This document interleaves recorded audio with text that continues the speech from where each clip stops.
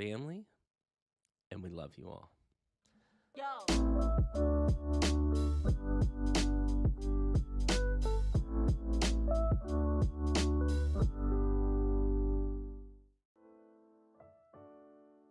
So, at the base and the heart of midlife crisis, not gonna lie, it's Mikey G and Maddie Mintz. And why it is because over 30 years ago, I met this crazy SOB at the 4th grade bus stop. I swear to you, when I first laid eyes on this dude, he was perpendicular to the ground, or not perpendicular, like horizontal to the ground, hanging at a 90-degree off a stop sign. And I was like, what the hell did I just get myself into? And since that, we had a budding, flourishing relationship, been best friends our whole lives. Obviously, life got in the way. You go to college, you get married, you start businesses, things happen. Fittingly enough, our midlife crisis brought us back together, hence the name. We're older than most people in this space, but we found NFTs about a year ago, and then we said, you know what, we're really gonna create a company. As we get more connected, as we go into the metaverse, what we're about to do is meeting new people, having real raw conversations. We think it's gonna become a lost art. So we're here to make that happen, to bring it all to you, and to help you expand, learn, and grow. And we came up with a very simple mission statement. That mission statement is to bring back the lost art of genuine human connection.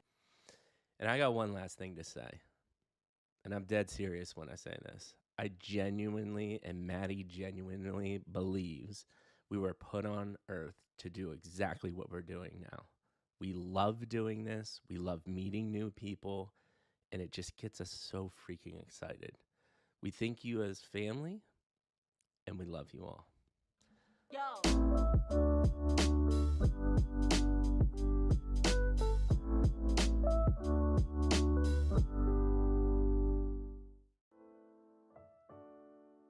So, at the base and the heart of midlife crisis, not gonna lie, it's Mikey G and Maddie Mintz. And why it is because over 30 years ago, I met this crazy SOB at the 4th grade bus stop. I swear to you, when I first laid eyes on this dude, he was perpendicular to the ground, or not perpendicular, like horizontal to the ground, hanging at a 90-degree off a stop sign. And I was like, what the hell did I just get myself into? And since that, we had a budding, flourishing relationship, been best friends our whole lives. Obviously, life got in the way. You go to college, you get married, you start businesses, things happen. Fittingly enough, our midlife crisis brought us back together, hence the name. We're older than most people in this space, but we found NFTs about a year ago, and then we said, you know what, we're really gonna create a company. As we get more connected, as we go into the metaverse, what we're about to do is meeting new people, having real raw conversations. We think it's gonna become a lost art. So we're here to make that happen, to bring it all to you, and to help you expand, learn, and grow. And we came up with a very simple mission statement. That mission statement is to bring back the lost art of genuine human connection. And I got one last thing to say, and I'm dead serious when I say this. I genuinely, and Maddie genuinely believes we were put on earth to do exactly what we're doing now. We love doing this. We love meeting new people, and it just gets us so freaking excited. We think you as family, and we love you all.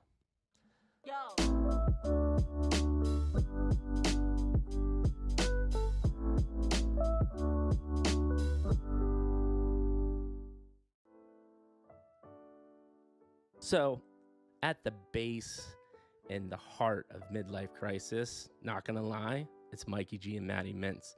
And why it is because over 30 years ago, I met this crazy SOB at the 4th grade bus stop. I swear to you, when I first laid eyes on this dude, he was perpendicular to the ground, or not perpendicular, like horizontal to the ground, hanging at a 90-degree off a stop sign.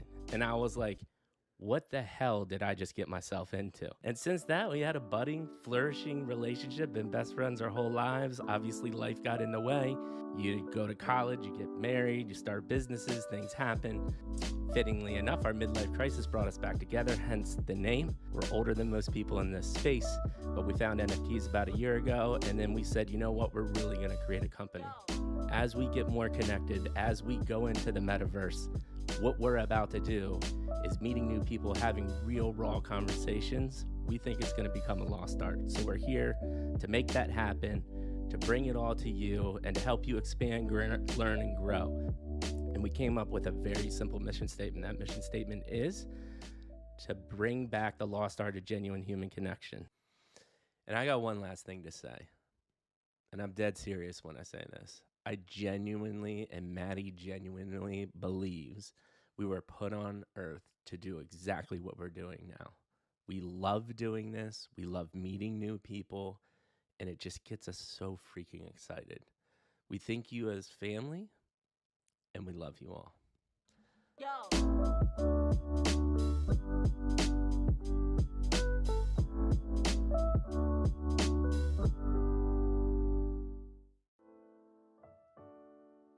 So, at the base and the heart of midlife crisis, not gonna lie, it's Mikey G and Maddie Mintz.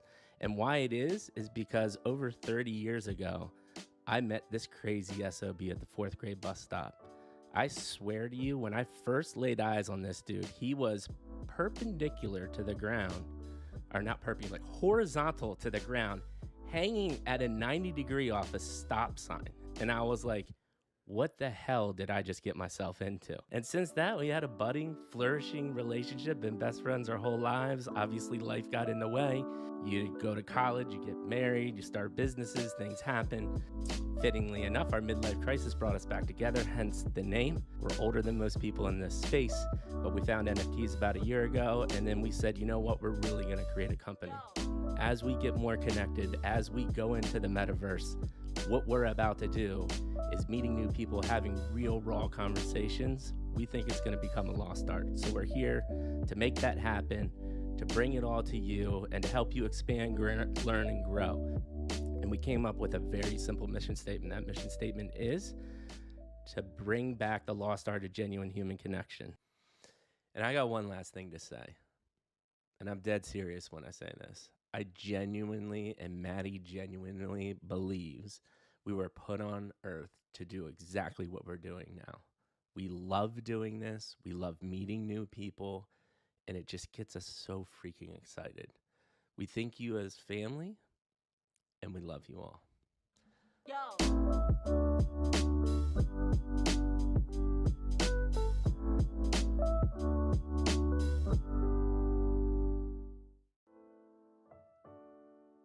So, at the base and the heart of midlife crisis, not gonna lie, it's Mikey G and Maddie Mintz. And why it is because over 30 years ago, I met this crazy SOB at the 4th grade bus stop.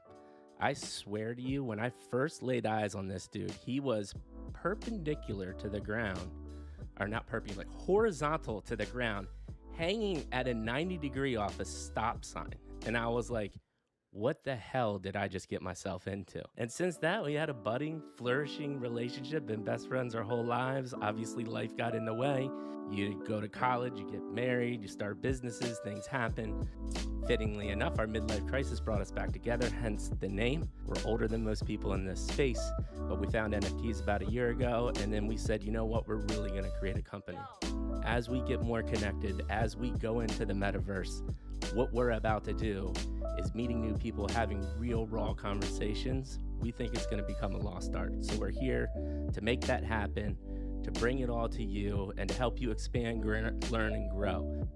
And we came up with a very simple mission statement. That mission statement is to bring back the lost art of genuine human connection.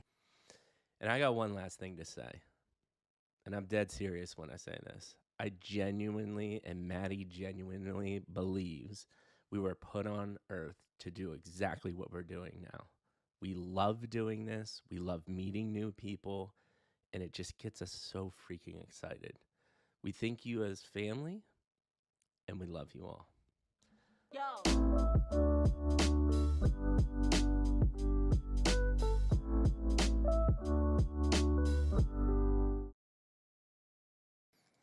What up, folks? It's Thursday. We got a killer freaking show tonight, like beyond killer.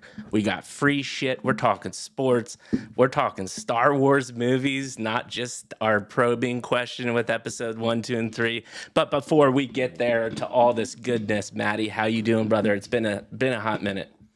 It has. It has. I'm doing amazing, man. I'm in Orlando at a little conference. You know how those things go, the work conferences. But life is good, man. Florida's awesome.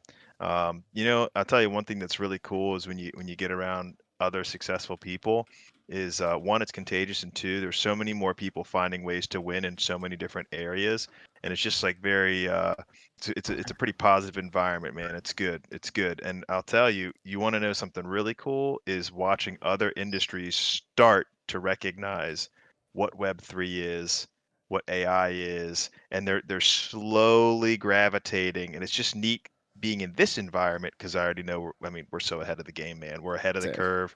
This is a really good place to be right now for sure. I'm watching trillion-dollar industries are moving this way. It'll take them a little bit, but when it's here, we're going to be the ones that have already set up shop, and so it's going to be good. How about you, man? Dude, you just got me real excited, is what you got me. I mean, I think not only are we content creators in the Web3 space talking to amazing people like Shane and Matt, we've got a unique format that I can be applied to many different industries. So I'm really excited to start exploring that. But without further ado, I've been doing great. Nothing really exciting. Let's get to the meat of the conversation, brother. I'm going to leave it to you to do the introductions, and then we'll Sure. get on with the show. All right, man. I like it. Well, listen.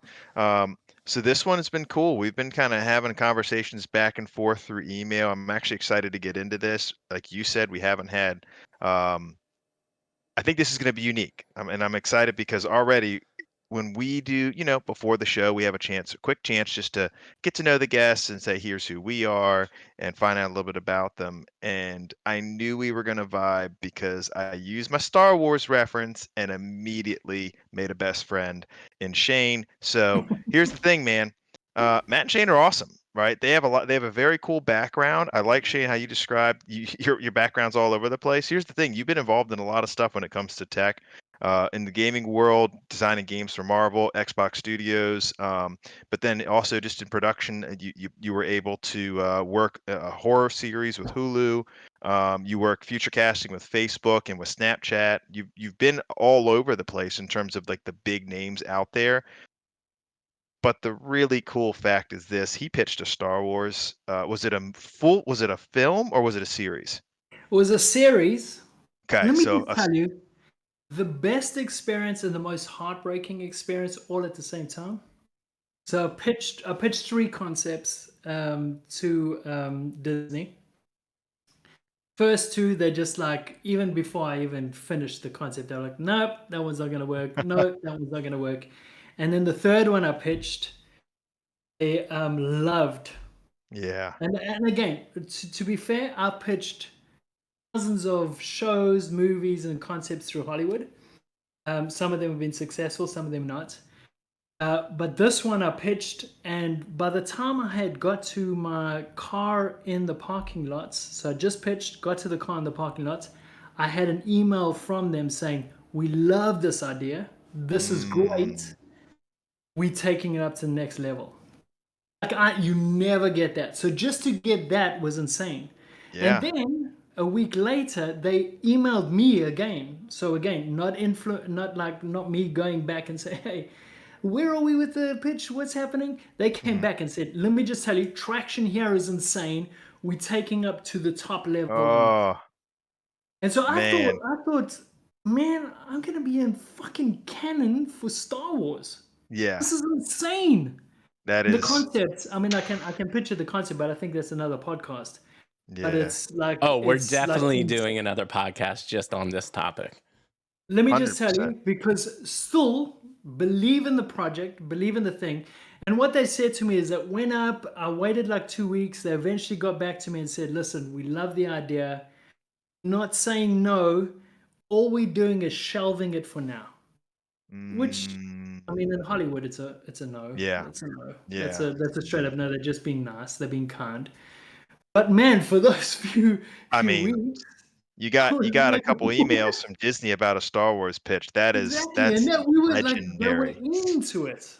I love it, So man. That is anyway, amazing. But bigger than all of that, if you just look behind his shoulder there, you'll notice he's also responsible for a game called Exploding Kittens, y'all. And so if you've heard of it and you've played it, this is the guy right here, Exploding Kittens. So yeah, that is crazy, amazing. We're crazy excited to guy. have you here. And Matt, and I'm going to go through this because I want to be able to get into the full story here and ask our question. But Matt, background in financial services. What was it specifically you were saying with financial services? It was I something was about a exchange, I was a foreign exchange trader and salesman for about 15 years. foreign exchange. Okay, I'll say trader and salesman. So the financial background that got you the transition there was to Galaxy Sports investing, right? So still kind of staying in that investment, that I quadrant in terms of investments, and then that's what brought you over here to Candy. So then we'll be able to kind of hear about how that's working in this thing too. But listen, this is I'm gonna say I'm a Star Wars fan, so I think I'm not allowed to say that it's on the level of a Star Wars pitch, but it's pretty dang close in terms of resonating with my childhood and my heart. Matt has met Alf. Boom. You heard it, folks. You just Yeah, heard that. Come on, it was right before he went back to Melmac. Dude, It was emotional. We hugged. It was if you all don't emotional. I if love it. if you don't know who Alf is, I feel sorry for you. It's worth a Google search. He's gonna be up there with Howard the Duck, but Alf is legendary. Legendary. So, bro, I mean, not many people can say that. People have met presidents. Very few people have met Alf. who So, cares? I exactly. I'm with you. I'm with Elf you. is what Exactly. matters. I Exactly. So, totally agree. both legends. I can't wait to hear your stories. Welcome to the show. Thanks so much for being here. Thanks for Really having us. appreciate being here. This is amazing. Thank you so much. Absolutely, man. Thank you so much, gentlemen. And so, like we said, we'll do the episode 1 and 2 in about 45 minutes. You got a cool demo, things to give away later. I'm already throwing out packs for people that came earlier. So let's start with this. Like I said, Matt, you're on top. How did you get to the seat you're sitting in today, my man? And let's start with episode 1. Whatever you feel comfortable talking about, childhood influences, motivations as a wee little lad. Yeah, it's crazy with all this Star Wars talk. 'Cause I actually was a farm boy on the sand planet of Tatooine looking for a droid. And then all of a sudden I was like, shit, Moisture let's make some farmer. NFTs. I like Um, it. no, I grew up the youngest of 7 in Northern Virginia for the most part. My dad was in the Army, so I spent a few years in Germany. Competitive, close family. My family is a big part of who I am. Early on, because I was the youngest, I think I just like really gravitated towards kind of all things pop culture. I was by myself a lot, so I watched a lot. I watched a shit ton of TV. I was a humongous GI Joe fan, Star Wars fan, He-Man fan, WWF fan. And I became a big collector. All action figures, like all of that stuff. I still am, by the way. My house looks like it's frightening. Like my kids, like there's toy shelves that they're not allowed to play with my toys. I'm like the 40-year-old virgin with that just so happens to have 3 kids. And then I got really into sports cards when I was like 10. Like bizarrely into sports cards, and I never stopped getting into any of these things, by the way. Like as I mentioned, so I'm just constantly buying all this stuff. It's like I've been to his house, and it's like going to a museum, but with all the coolest stuff that you want to see. Yeah. It's like the best. I Like like to say- everything that you've wanted as a kid, he has now on his shelf. So like I'm like, oh no, my gosh! And he says, "Don't touch it." yeah, Oh, I like bro. to- We're gonna like to get you into say- streaming too, and we're gonna have to set you up a little throne room background, just It's make people insane. jealous. Yeah, talking about pop culture, like the show Silver Spoons really resonated with me, and I was like, I can't wait until I become an adult and I can buy my own stuff, and it's gonna look just like that. I'm gonna have a train. I'm gonna have Carlton hanging out with me. It'll be cool. Alfonso Ribeiro, actually, just for those at home, I'm not referring to the Fresh Prince. He was actually on Silver Spoons first. Great Yeah, show, so though. fast forward a few years after that, I was always into sports. So I always had this passion for collectibles and sports collectibles. Went on, played, sports through high school, a little bit in college.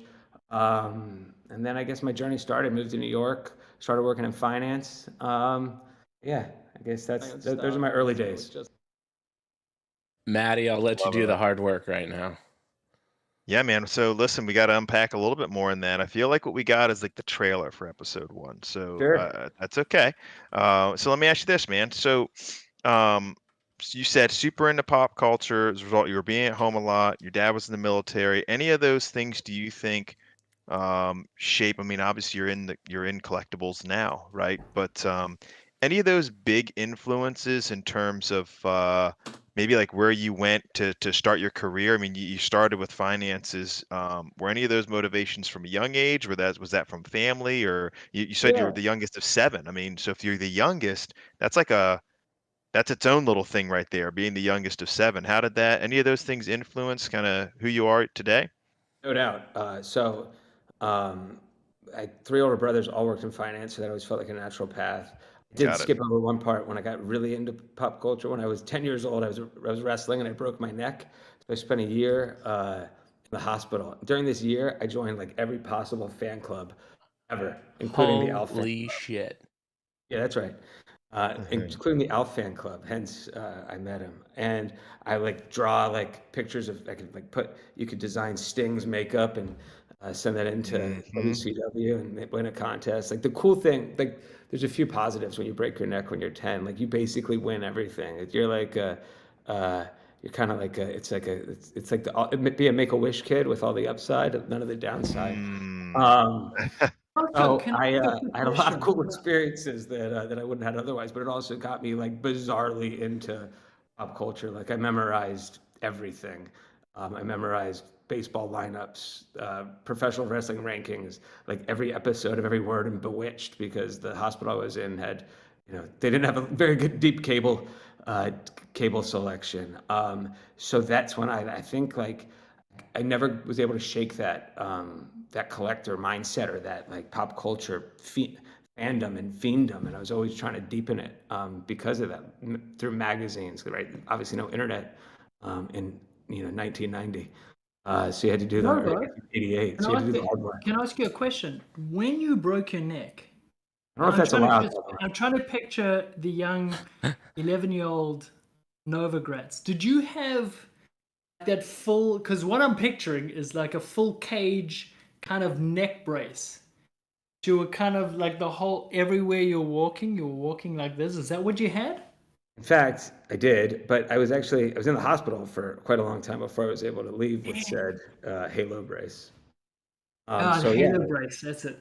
yeah. But like that is, I did glaze over that. I don't think on purpose, but that is when I got like I truly deepened like all my nonsense. And that's when I Interesting. became like started just like truly just memorizing things, like bizarre facts, that never really stopped. So even when I started to work on Wall Street, like that was always part of like my core DNA. Like I always, I wasn't, I was never just a casual fan of anything. So when we Mhm. talk at Candy about like reimagining fandom or deepening fan engagement, like it, it's it's just kind of always been what I've been about. Got So it. I love it. you say something very interesting though to me, because we when we talked about your childhood, you immediately got really excited to tell us about all the things you memorized and the pop culture stuff, but then you end up in finance. So that's like a very drastic uh, difference, right? It seemed like you were like really excited about the pop culture. It seems almost Because like creativity there. So I was wondering, um, other than the brothers, in the family being in finance, what was that just the main catalyst, or was there something else there as you were growing up that drove you that way? In fact, when I was in high school, I was really into art. I sold a few paintings in an art gallery in New York. So I always loved New York. I had a lot of siblings in New York, but it was very clear to me early on that like for me I had expensive tastes and I was pretty good at math. So I figured like I could figure it out. And then I always had this idea like, all right, I'll work on Wall Street for a few years. I'll save up some money, then I'll do something else. Well, as these things happen, a few years quickly becomes 5 years, then becomes 10 years, then becomes 15 years. Um, and you know, if not for the opportunity to hop over to Galaxy to really build out this sports investing thing, I'd probably still be doing it. I'd still be wearing like shitty khaki pants and a blue shirt, and not super happy about it. So yeah, for sure. Like it was never my dream, but with all all that said, like Wall Street provided me like incredible opportunities, and I Yeah. really did dig it. It wasn't, I don't believe it was my calling, and I always Right. hoped for some other path. And yeah, that's why like these days it feels like a blessing. Yeah, that's awesome, man. Maddie, any other questions? I got one or two more. No, I think that's actually I will say this, and I'm sure Mikey, you recognize the same thing. Your story isn't as uncommon as you would think. The number of guests that we've had on now that something happened that prevented them from essentially, usually it's actually ironically an injury of some sort, and then they just get into like the tech or the computer or learning how to code or something, and then it like brings them into this. But then the other thing is finance is just, we hear that a lot. Finance is as a tool to create wealth, to do the things you enjoy, is really a cheat code. I mean, if you have to understand how money works, that's as good as it gets. So Yeah, and on that, like the last thing I ever like to talk about with NFTs specifically is the trading piece. Like I don't want, that's not what, but I can't get around that. Like it is part of it is one of the things that drives people, and it's fun, and I yeah, see that. That is one of the original reasons I got into this space, and not necessarily there because, you go. yeah. So it all kind of, it felt like it was my perfect Venn diagram in many ways. That's Yeah. cool. And what Matt brings up too, I think that the later part is what we see a lot, and thank God. I mean, listen, there's nothing against being early 20s or late 19 and being excited about crypto, but we did have a run of having to talk to project founders that might not really understand how to run a business, and the space is starting to finally mature. And the interesting thing about it is, I think if you would talk to the youth of the world, especially in America, you're like, hey, what's the average age of an entrepreneur? And they'd be like, oh, everyone's like in their 20s. They were Mark Zuckerberg. And it's like, well, no, the reality is most people have multiple careers before they have the money or, the flexibility to try to start something on their own. So it's a lot later on in life, and there's this huge misconception. So I think that's just another point that we were talking about there at the end. So it's cool that you actually did, and that's what a lot of people do, is they try to find a path like finance or engineering that will enable them to generate some money in the first 10 to 20 years of their life, to then have some money to try what they love. And you are a product of that, so that is very, very cool. Yeah, and I think that was, our kind of core founding team at Candy. Like everybody had some miles under them, and we kind of always consider ourselves not necessarily the elder statesman, but more like the institutional grade player. Like we were not, we even though we can be silly, we try to be more serious in the space. No, I love that, man. One kind of last question for me. Um, in your childhood, when you think back, were there any like um, mentors or things that stuck in your head that helped kind of really mold the way that you thought, or in your early life really kind of set the stage for uh, your professional career? More like thoughts or people or anything to talk about there. Yeah, I mean, tons. And I don't want to make a joke and say a lot of it came from different movies, but a lot did come from different movies. I love that Um, though. Let's talk right. about that. I was obsessed with Star Wars. Like I felt like there was a lot of good and evil that I was dealing with. My family was always my closest though. My siblings, so my mom. My mom is she would fill 25 hours of podcasts just talking about nonsense. But she's probably the voice in all of me and my siblings' heads that has always kind of led us on the path, And both good and and at what times evil. and what about her? Like maybe say one or two things that you think she really instilled in you or taught you as you're starting to grow and find yourself in your professional world. she always told us that we're better than everybody else, which you know, I'm not sure she was right, but it gave us confidence to you know, do things like this, Yeah. and You start know, companies I and gotta take be. chances. I just gotta jump in there. I gotta believe the Novigrads are better than most people. The hit rate over 7 kids is insane. Yeah. So, Yeah. like, I mean, it's hard to say that the Novigrads aren't better than everybody else. Well, Oh, At least from my perspective. but it's true though. I mean, you say something very important there. Confidence is a real issue with a lot of people, and in your youth, you know, I think a lot of people don't even realize those moments really do matter, right?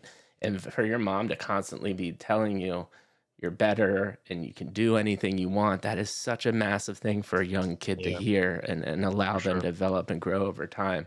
Maddie, any thoughts? No, I agree 100% for sure. I mean, that's massive. It sounds like you had a really cool, obviously outside of the wrestling incident, it sounds like you had an amazing upbringing, and it's interesting that it's led you to where you are now, and obviously it's been instilled, so that's good. It's a great foundation. Love it, Thanks. man. Matt, thank you so much for sharing all that. Shane, I think you get the vibe now. On to you. Episode 1 of how you got to the seat you're sitting in today. For me, it was, I mean, the most impactful moment was I went with my parents to watch a movie, Zorro. And I mean, this is gonna get dark, but when we left Zorro, the movie, I don't know if anybody knows what that movie is, but when we left Zorro, We do. we were walking down an alleyway and this guy came in and he attacked my parents. Holy He shit. tore the pearls of my mom's. I was gonna say, come on, Batman. I heard you. I got Oh, you. hold on, Was what? this in Gotham? Was this in Gotham? I mean, Oh, I mean, it see, might have been in Gotham. dude, see. Okay. Oh, wait, I'm hold Alright. on, sorry, gullible as you're shit. right. Yeah, you had That me is already. Batman's origin, different origin to me. Okay. All right. I'm sorry. And we pronounce it Zorro here, by the way. Sorry. Isn't that what I said? I said. I'm sorry. No, so for me, I came from South Africa originally. That's where I'm born and raised. South Africa, again, as a country, you know what? Again, we could do a podcast just on this, what I'm about to say, but I literally came from. I grew up in the full apartheid where there was whites only like buses and whites only bathrooms, and I would see it and I would go down. There were sections of. I grew up in a small town on the east coast called Durban, and there was moments where like you couldn't, like if you were of any other color than whites, couldn't go to a bathroom or you needed a permit to be in certain sections of Durban. Terrible. So I grew up with that, and fortunately I grew up with parents, and my mom and dad are like my heroes. Like they're still alive today. If I could be half the people that they are, I'm gonna be the best person there is, you know. So like the upbringing that I got from my parents is just unparalleled.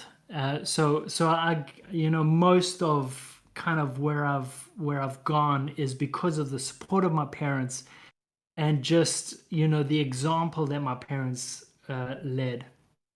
And so I grew up with that, and then coming out of that all the way to Mandela being freed and becoming president, and just seeing this explosion of hope and opportunity that arose from the country finally becoming what we believe to be a unified country for the first time. So it's an insane experience to actually go through that. And again, I was young when I experienced all that terrible racial segregation. You know, for me, it became a part of who I am and what I am moving forward, and just being able to grow up in an environment. But the one thing I will say about South Africa is that because we have this amazing influence of American, obviously just through film, we have that influence of America. We have the influence of the British just because of the colonization. So that was a big part of who we were as a country. And then we have all the 11 tribes of South Africa that also just become this melting pot that gets stirred together. And this is what people don't realize about the creativity that comes out of that is so unique and so original. Like I really I tell anybody, go look at South Africa for what's happening in fashion, music, design, marketing, all that stuff, because we have all this influence, and what's coming out is something so original out of South Africa that it's really like super inspiring. And so that's what I grew up with. And the problem is because the world doesn't look to South Africa as having this amazing set of design and fashion and food and culture and music that it has to offer to the world. People don't look or even look at South Africa as that as a viable product. You know, that is part of the reason why I left and moved to America. Now I've been in America for like 20 years now. But that upbringing and that kind of experience has really been a big part of what has given me the drive and given me the motivation and the design kind of fight, the drive to really build something that is unique, that is has global impact. South Africa, you get to a point where like the world doesn't look at that, and you get to a point where you need to come to kind of America or the UK to really have a global impact through those experiences. That's kind of my upbringing. I love that, man. That was a great insight into the young Shane. Maddie, I know we got some questions around this. I'll let you go first, and then I got a couple. Yeah, so just kind of some low-hanging fruit. I mean, what were some of the major influences growing up? Was it sports? Was it art? Was it film, like you said? Was it the culture, the food? You know, where did a lot of your influences? You said your parents were amazing, right? But what were you into? What kind of things kind of guided you down your path towards, you know, what you would have studied in either university or started your career with? What were some of those big influences? Yeah, so for as far back as I can remember, I used to illustrate. I used to draw, and that was my thing that I started out doing. So just illustrating, drawing. My parents keep on telling me that's all I did. I would just draw. And so that was my first soiree into the creative world, right? The town I grew up was Durban, which is an East Coast town off the coast of South Africa. It's a very tropical. You have Cape Town down at the bottom. You have Durban that hits up at the top, and then you have Johannesburg, which is more inland. Those are your three big towns if you're thinking of going to South Africa. Durban, climate, tropical surf town. It's part of the surf tour, so the surf tour stops there. So like very tropical. Think if you're thinking of weather, it's like Hawaii. It's like super tropical and humid, and summer all year round. Your winter is just like a milder summer anywhere else in the world. And so that's the town I grew up with. But again, it's a town that has not been heard. It's nobody looks at. So as a culture, we're constantly fighting and pushing and looking for innovation, looking for something that we can have impact and like break the ceiling globally. That people start to look at South Africa as a viable creative opportunity. And again, I'm talking about fashion. I'm talking about food. I'm talking about music. Like I'm talking about design. These things are incredible. I can't, like, it's like insane. I want people to go look at South Africa for that thing, because what is coming out of there is a melting pot of a global influence that creates something that is so unique out of South Africa. So that's kind of what I grew up with. Yeah. Oh, And so yeah, sorry. Oh, go ahead. Go ahead, Maddie. No, I just wanted to get so basically, you had this culture that's trying to kind of break out and make a name for itself. You were an artist. Obviously, the environment was very tropical. I imagine it was kind of a was it kind of a destination? You said for surfing. Was Absolutely. tourism a big part of kind of what kept things going, or? Absolutely. So tourism is a huge part, and surfing is a huge part of the culture, especially from my hometown, Durban, which is on the coast. So Gotcha. my beginnings started out in the surf industry. I created my very first thing and I was still in, no, I was in high school, but I wasn't in 12th grade. We called it matric at that time. And I would do illustrations and things. And I did an illustration for a surfboard company called the Surf Shack, and then a bigger company which was a clothing brand called Instinct, which was it was actually a global surf brand started by Sean Thompson, who was a massive surf star. If you just Google Sean Thompson, you'll see the guy was a pioneer of what surfing is now. And I did some illustrations for that company, and then actually joined that company while I was still in high school doing T-shirt prints and illustrating T-shirt prints from that, which then spawned me into a clothing and an apparel path that I did for 8 years, merchandising and creating clothing. And then I went into marketing and advertising, and then I went into trend forecasting in South Africa before I moved to America. Wow. So we kind of did the beginning of episode 2 there, and I think you can just finish that since you went in on there. But before you finish out the episode 2, one question I think is interesting, because I just don't even know, but you said apartheid, and there was a lot of things going on there when you grew up, but you had parents that were amazing. I'm assuming they understood what was going on, or you kind of mentioned what was going on wasn't right. And I'd love to just hear your thoughts about that, what your parents taught you, how growing up in a situation like that has to be interesting. So I would love to hear your thoughts, because like I said, it's got to be a very wild time. Yeah, it's crazy. Like, I mean, I remember moments of South Africa where there was whites only toilets. There was areas of town.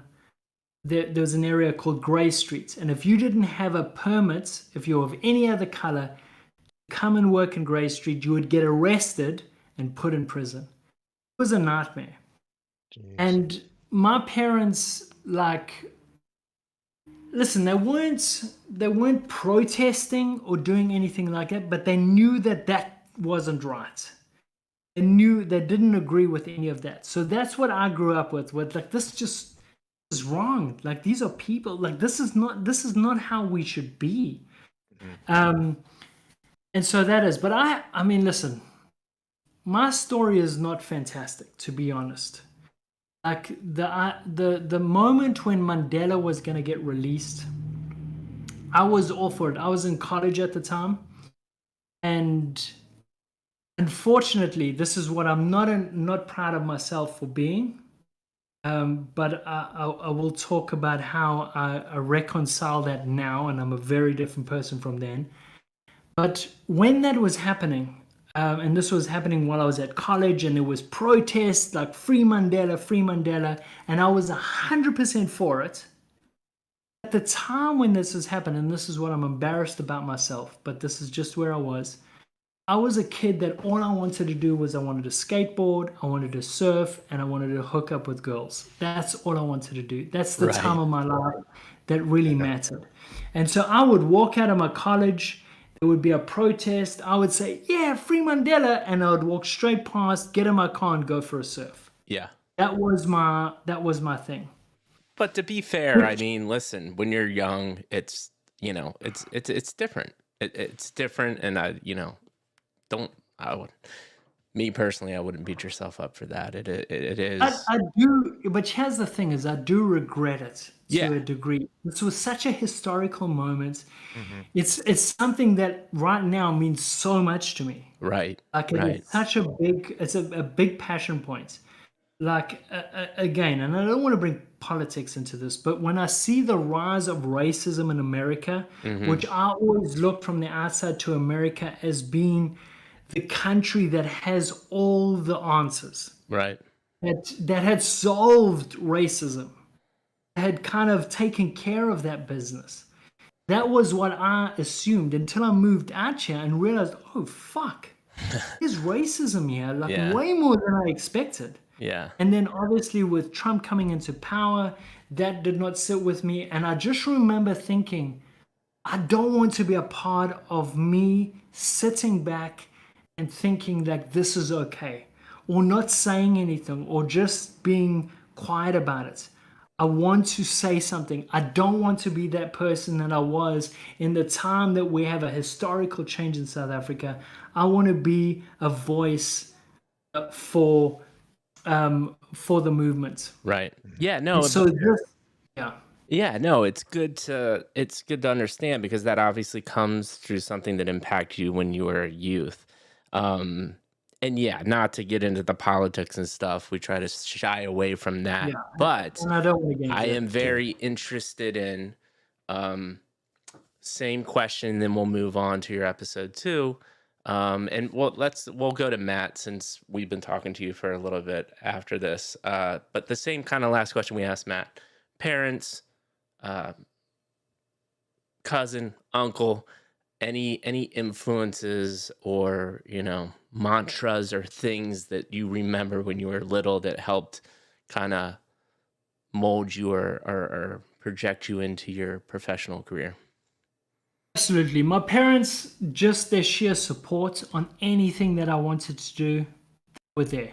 If I said I want to do, like, you know what I want to do? I want to just go pick mushrooms for the rest of my life. They would have been like, you know what? That's awesome. Go pick mushrooms. Like, that's how my parents were. They like, again, both of them for me are my heroes. And if I can be, like, again, I have 2 kids. I can be half the parent that they were to me, I'll be the best parent in the world. That's kind of how I feel about my parents. That's awesome. But there were also 2 major influences in my life that definitely drove me from a creative standpoint. I had a young, when I was younger, he was much older, but he was an amazing artist. His name was Dean Foster. And he was an amazing artist. And all I wanted to do is be Dean Foster. He was like dangerous. He would like skydive. He would like climb the highest mountain. He was like this, like just the superhero. But at the same time, he was super creative. He would draw, and I would just be in awe of his illustrations and his artistic prowess. And so for me, growing, and we were close family friends, and so I knew him from when I was young. He's literally like a brother to me, at least when I think of him. But he used to illustrate, and he's a big influence of why I became the creative I am. I would copy everything he did. I would illustrate everything he did. I would want to be him, you know? And then secondly, when I hit high school, one of my best friends in high school was a guy by the name of Clinton de Goede. And he was also an amazing artist, great surfer. Like the guy was also just like a Renaissance man. And he was somebody that totally influenced. We're in the same class. We became best friends in high school. But we constantly drove each other creatively. And I think if it wasn't for those 2 people, I would not be the person I am today.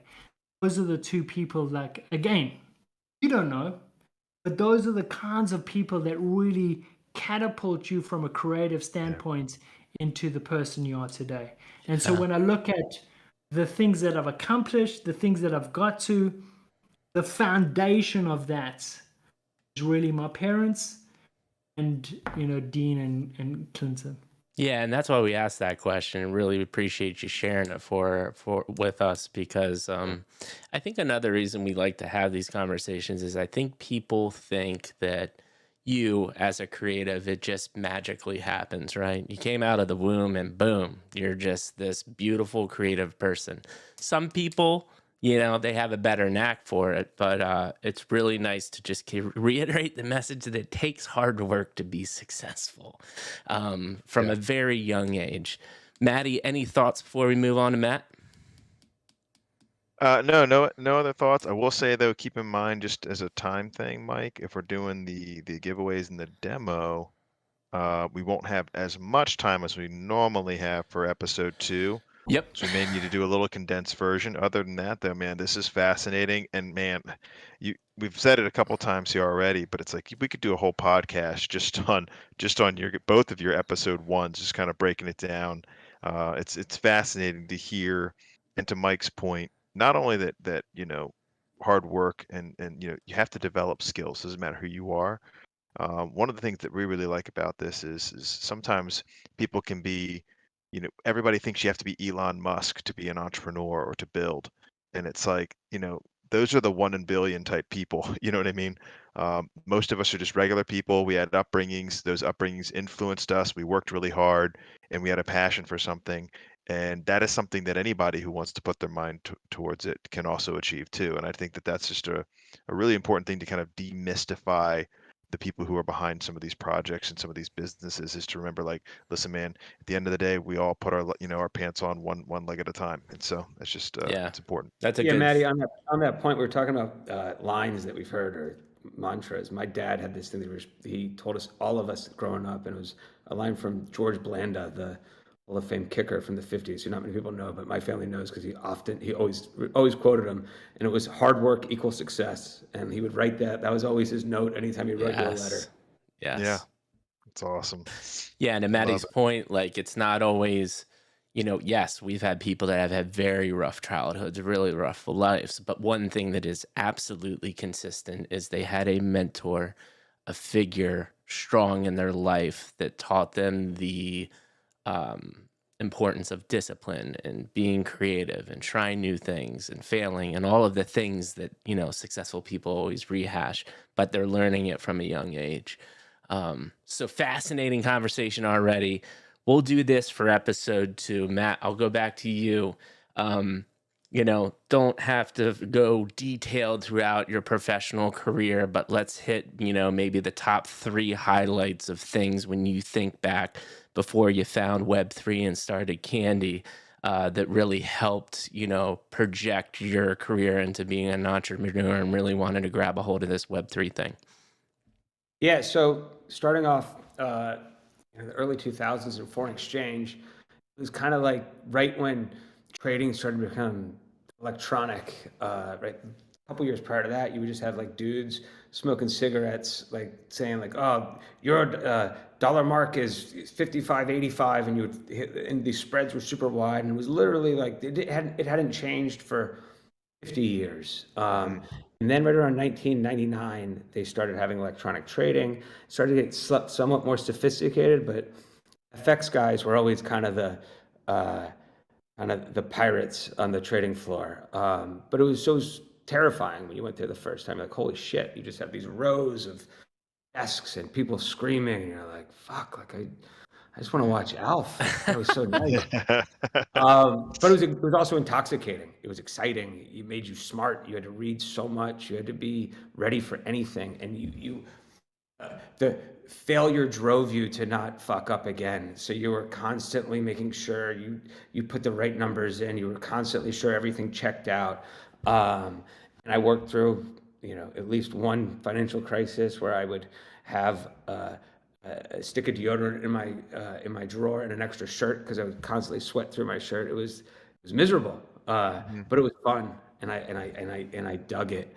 But as I said before, it was, and I had a great mentor there. There's a man by the name of Jim Powers who was like, "Dude, it's gonna be okay." And invariably, you make mistakes, and your mistakes are massive. If you put a trade in backwards, it can go ugly quickly. And they always say you never have and those are called out trades, but you never have an in trade. You never put a trade in backwards that goes in your favor. It's just the way it works. But it gave me a love. It was competitive. Most people that came out of worked in that field played some sort of college sport. So I liked being around the guys. I liked learning about global politics. I liked the excitement.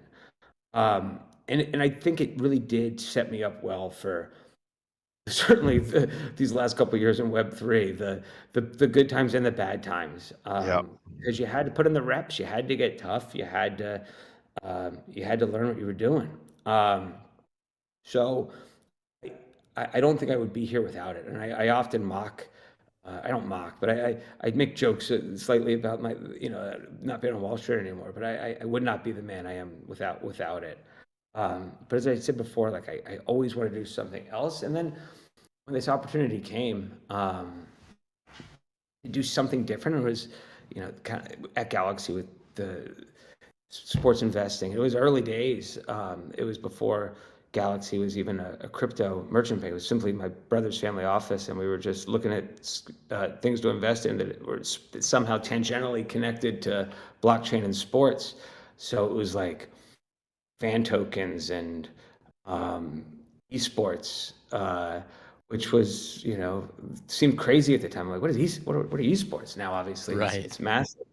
In fact, I went to my first esports event like 7 years ago at the Barclays Center. I sat next to like a 14-year-old kid. I'm like, what are you actually looking at here? Looking at the huge screen. And I'm like, what are we supposed to be watching? And all the thunder sticks were going. I'm very good at Super Tecmo Ball. I was not so good at that. I was great at that too. It's a hell of a game. But you started to feel a shift with NFTs. Like you could start hearing about it when we first started looking at this, as we were looking more into really fan tokens. And you're like, well, that could be something. You could start voting for jerseys or something. You give more democratization of sports. We then actually went to Germany to possibly buy a soccer team that we could then tokenize. The soccer teams in Germany are owned by the clubs and the towns. Like no, there's no owner, but those towns really have no power. It's kind of like the Packers. You own it in spirit, but we had this concept where if you could actually tokenize it, you could turn it into something where you could give voting rights on things, whether it's like sign a player or change your uniform, something as simple as that. It sounded very cool. Unfortunately, it was illegal, and nobody was gonna. It was not gonna pass any sort of sniff test. But along through that process, we ended up meeting this family that had a ton of sports collectibles, like $1 billion worth of sports collectibles, with very little liquidity and no real desire to sell any of the $1 billion of sports collectibles they had. But they were like, help us figure that out. Wow. So we had this concept where we're like, all right, well, maybe we could take your Lou Gehrig jersey and put it on blockchain and tokenize it, and then you could still own 51% of it, and then you could sell out tokens for the other 49%. Also, the SEC wasn't ready for that, but they were ready for fractional ownership. Companies like Rally Road were doing it, Otis. So we were super intrigued by that, and at the time, this is when NFTs were first popping up. We were like, well, maybe we could attach some sort of digital collectible after the fact. What year was this? Around about? 2020, 2019. Okay, yeah, that's and it was well before the pandemic. We were kicking it around. It was 2019. Sorry, this was summer of 2019, and then it seemed fun, yada yada, and then the pandemic happened, and then even bigger, that Michael Jordan Last Dance movie happened. So as everyone was at home, so now crypto's going crazy, every risk asset's going crazy. Now everyone's missing sports. They watch the Last Dance and they're like, holy shit, Michael Jordan rookie cards are going from $75,000 to $1 million. It just felt like this perfect explosion of everything we've been looking at for the previous year. So we were like, shit, we have to do this. We have to figure out how we can make this, whether it's a fractional sports memorabilia / NFT company. It felt perfect. Along the way, we partnered up with Fanatics. Long story short, we launched a pretty big business. But it was, if not for the pandemic, I don't think we would have started it. I mean, if quite frankly, if not for Last Dance, I'm not sure it would have happened. That was really like the kerosene that Wow. reminded people how much they care about sports. It got people to go into their attic and look at their baseball cards again. Every baseball card that was, I mean, there was never, there was like $1 million baseball card sale ever prior to that moment. And then I think there's been 15 cents. They're now probably worth a little less. But it just reminded people that this is an asset class. And it gave us the gumption and confidence we needed to believe in this space. Dude, great, awesome story. One thing I want to ask, though, I think this was earlier on. You said you couldn't be here today without going through Wall Street that time and learning. One or two things that you think that you learned from there that helped mold you into what you're doing now? You know, I by nature, I'm not a serious person. Like, it allows me to know when I'm in the lines, between the lines, when it's work, you got to be serious. It's made, and the discipline that just in general it's taught me. Like, I may sound slightly disciplined because I'm next to Shane. I am not very disciplined. So it just focused me. It just gave me proper life skills to focus and know how to work and what work I just really want to is. be very clear. Super disciplined. Just want to clear that up, right? Oh, I can tell. I can feel it. I can feel the Feel a discipline. little undisciplined. And it also showed me that like hard work and like what doesn't seem like fun can be fun. You can make working super hard be fun out of it, whether it's just to compete for that achievement is real. Mhm. Oh, I like that. Not many people put it that way. That's a great way to put it. Yeah, well, and to your point with sports, I mean, I think that people who are athletes mirror this when they look back, right? You know, when you're in high school and you're just doing 3-a-days or something like that, you know, it's not super great. But like everyone looks back at that with these fond memories. You know what I mean? And it's, man, they almost like they miss it. And so I think there's something to be said there about working hard, but doing something that's competitive and worth it.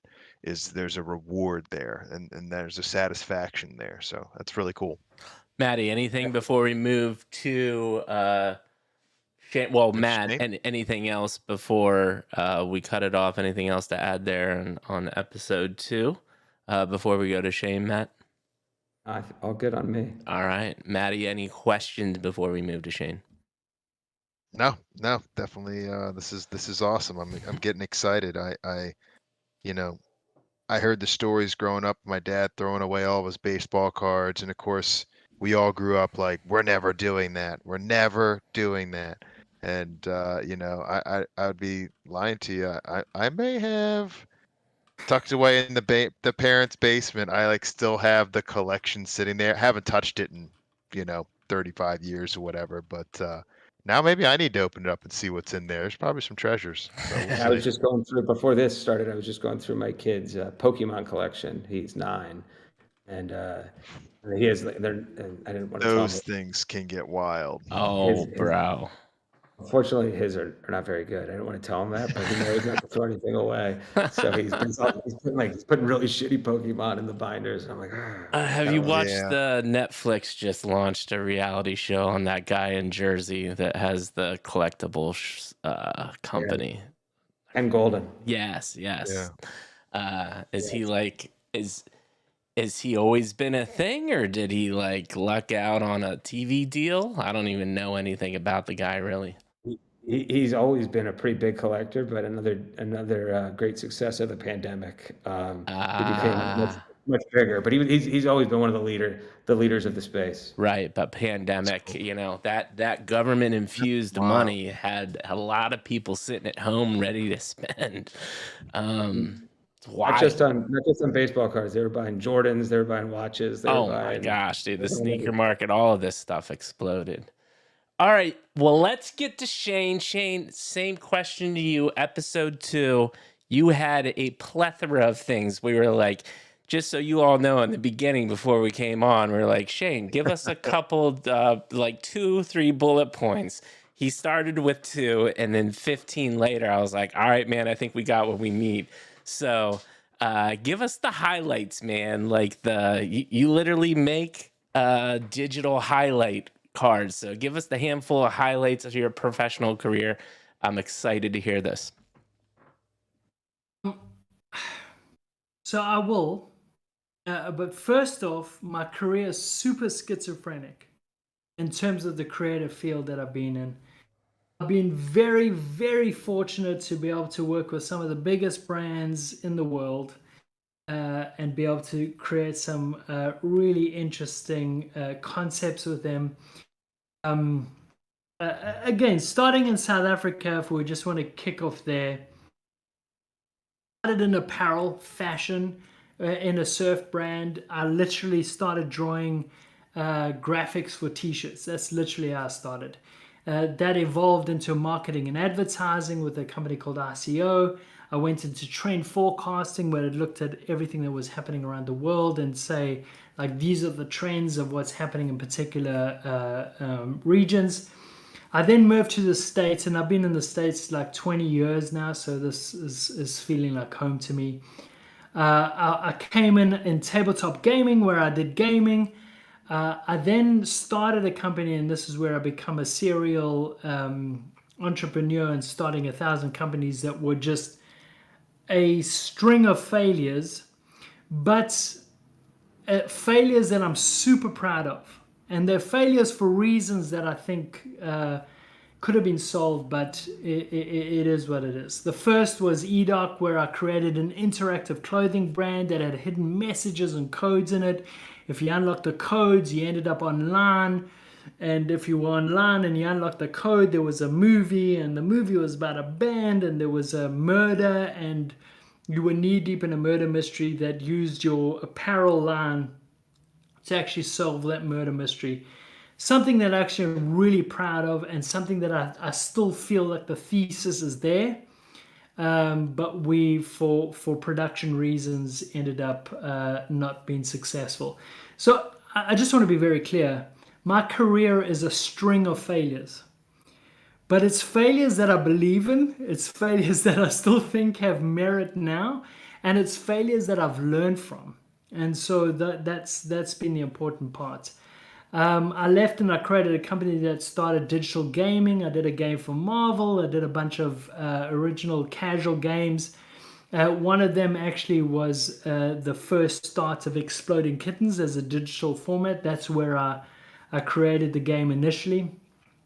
I worked at Echo, which created interactive live action videos. I did an amazing, well, I think it's amazing. It's very heart-wrenching commercial for Coca-Cola that was fully interactive, that told the story about a child and their mother and what that like relationship looks like over the years.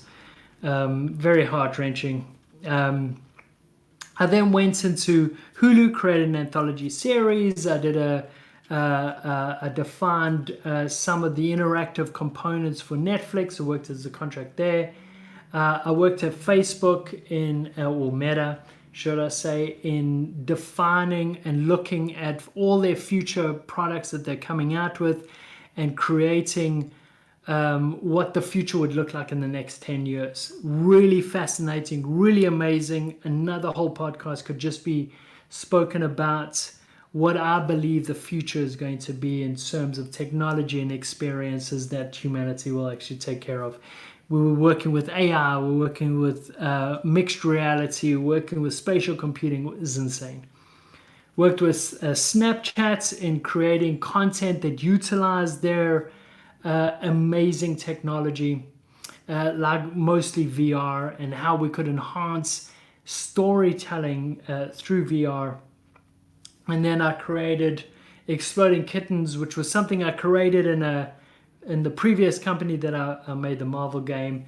And it was when I was working at Xbox Studios, utilizing the Connect to enhance movie experiences and take it to the next level from interactivity.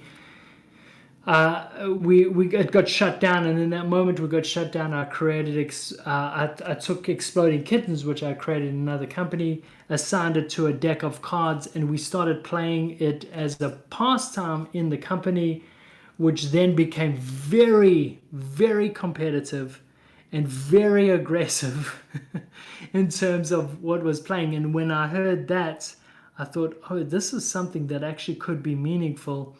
Worked with another friend, we put it on Kickstarter, and that just became a whole beast in itself. Within the first day we raised $1 million. By the end of it we raised $9 million, and we broke records with Kickstarter in having the most backed Kickstarter of all time. And we also changed the whole idea of what Kickstarter could be and how it could be used rather to build a community than just to raise money. Yeah. So Yeah, and then ultimately, to be honest, like such a diverse portfolio and such a diverse creative experience, which was actually detrimental to me a few years back. I would go in and say, hey, like this is what I do, and they would go like, I don't know where the fuck to put you. Like I don't know what you do so much. Where do I put you? But as years passed, and as we kind of realize what technology can do, the diversity of technology became something that of an asset. Like, oh, okay, so I know you can do all these things. This is now great for what we want to do. So what became a detriment to my career path, like I didn't just say like I'm in marketing and that's what I'm gonna do. I went with my passions and did all these different diverse things. It became an asset, and especially now with Candy, where I believe NFTs and experiential experiences that can become something that you as a consumer can be immersed in. All that I've done in the past are all the things I use now to build something that again we're in the starting line of building this, but something that people can really engage in a meaningful way, and that's what we're building with Candy. Dude, I love it. So I waffled on. It's a nightmare. If anybody is still on this conversation, I applaud you. well, Believe it or journey. not, we have many people still here, so we You got know- diehards. Good luck to you Yeah. all.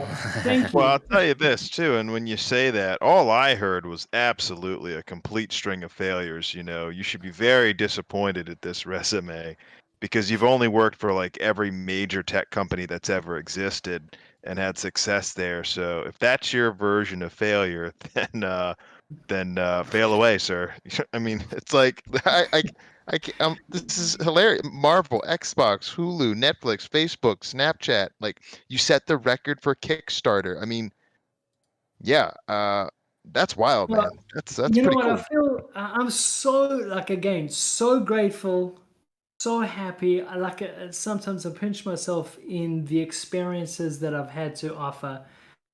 Like, but what it's done for me now, and what I'm feeling that we have with Candy, all that information, all that learning, all the stuff I've kind of done is really poising us to be like something really dynamic, something really influential that we can create with Candy. Yeah. It's such a good again, feeling. NFTs is just a whole nother ball game on what we can really build, and at least my philosophy on what we can build.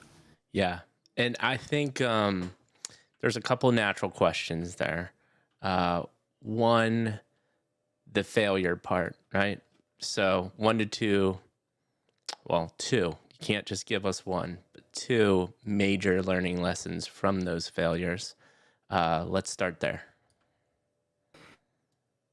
I think, you know what, for me, every failure has been a positive for what I'm going to do next.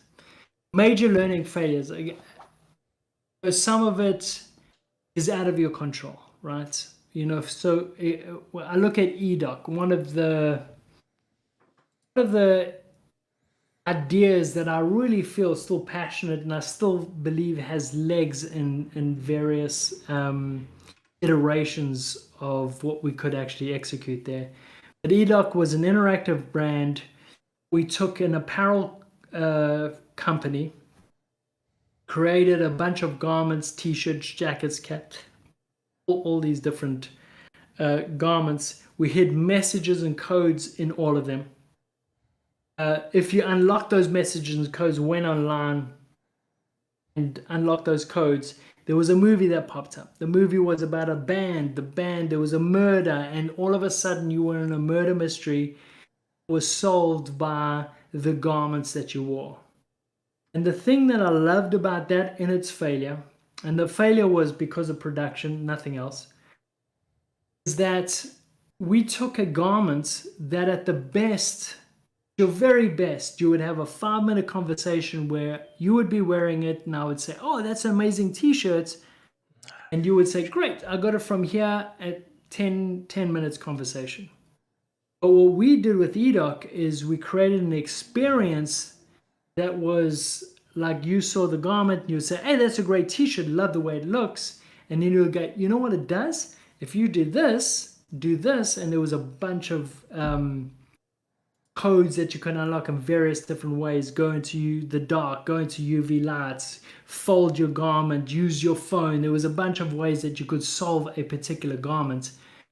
It gave you 30 minutes of conversation just about what you could do with that garment.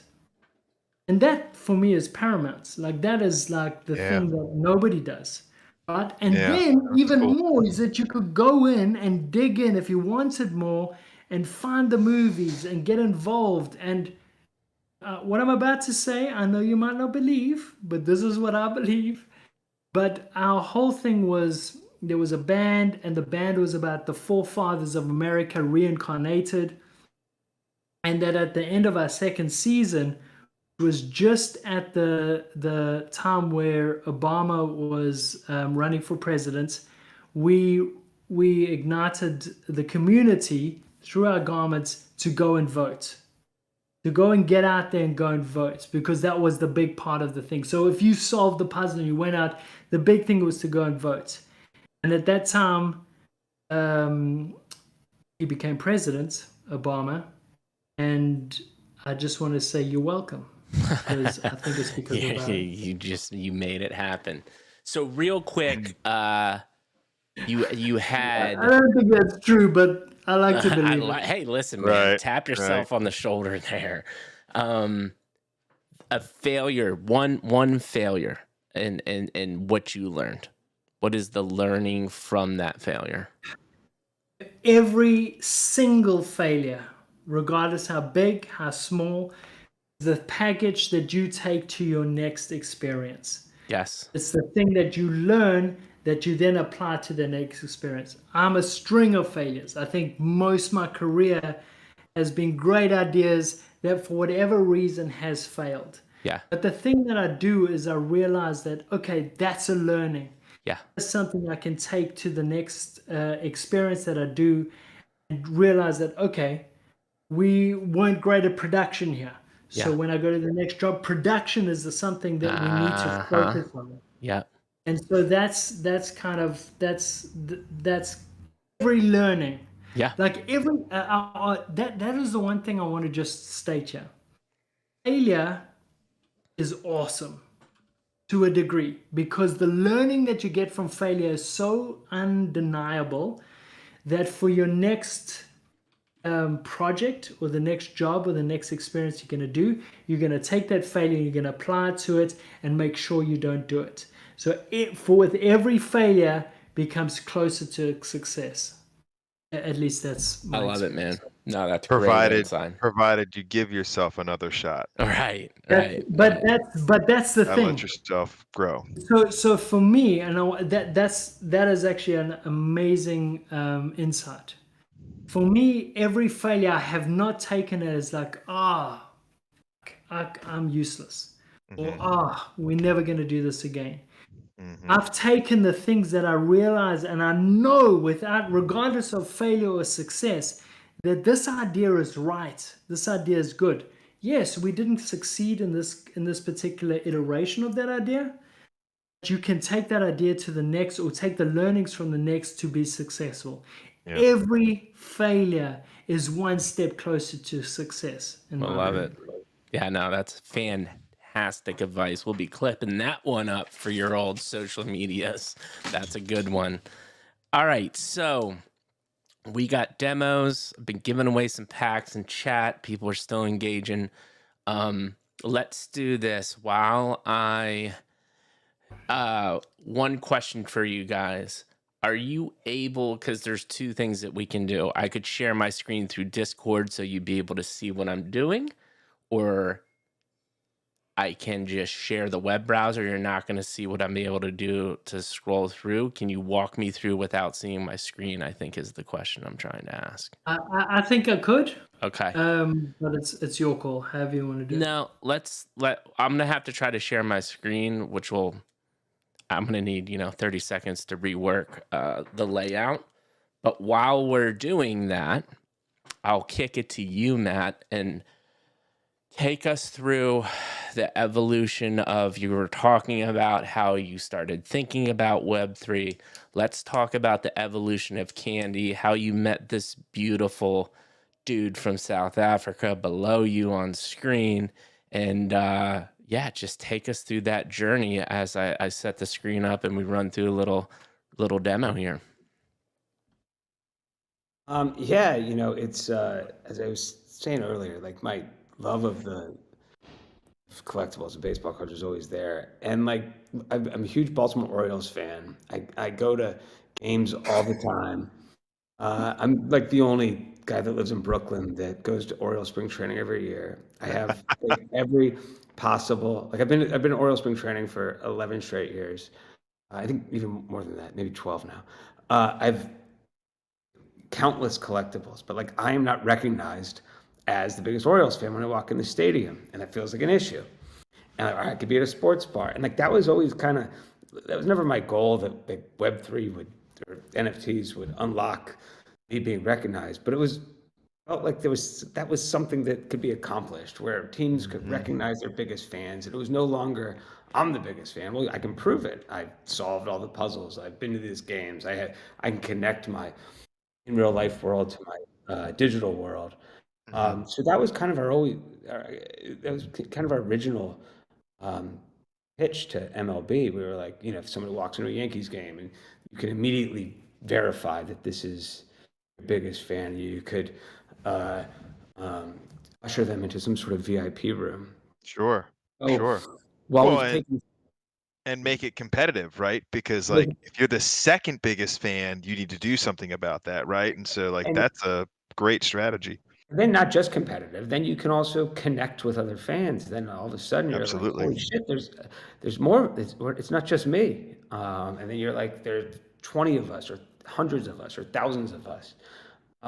So it was, how do we use things that we already love, connect these kind of disconnected people through digital collectibles? That was kind of our original thesis. How do you deepen fandom, and how do you and how can the teams figure out who the most engaged people are, and how you connect these people around? So, and we're just getting to that now, like with Codebreakers, the game. It's kind of our first step into that. We've done something with these.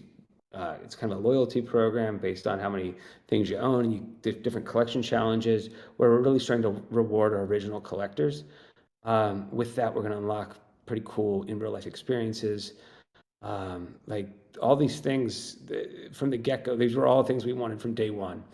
They've taken a little longer rollout than we initially hoped, but like as Shane said, everything's a little harder than you first draw it up. But we're in a really good spot right now. And this feels like the one good thing about, NFTs not being quite as white hot as they were 2 years ago or a year and a half ago is that it gives you time to really build. And you have a really loyal following of collectors that are passionate and they believe in what you're doing. So we're very excited with where you are. I think you're going to dig this demo. It's a great first step, and it's just a first step, as Shane, I'm sure, will tell you, to where we think this can head. Thank you for the little intro there. Shane, anything that you want to add to kind of the journey of Candy, how you found, I'm actually interested how you found each other, to start this venture together, or was Matt started it already and he found you? Love to hear that little story as well. Yeah, from my perspective, it was a guy by the name of Mark Laurie that was involved in the company originally. It was somebody that I worked with before. I have a very devastating experience around Mark Laurie just because I missed an opportunity that I would have been well off, is probably the right term, because of my decisions. But that being said, we have a great relationship.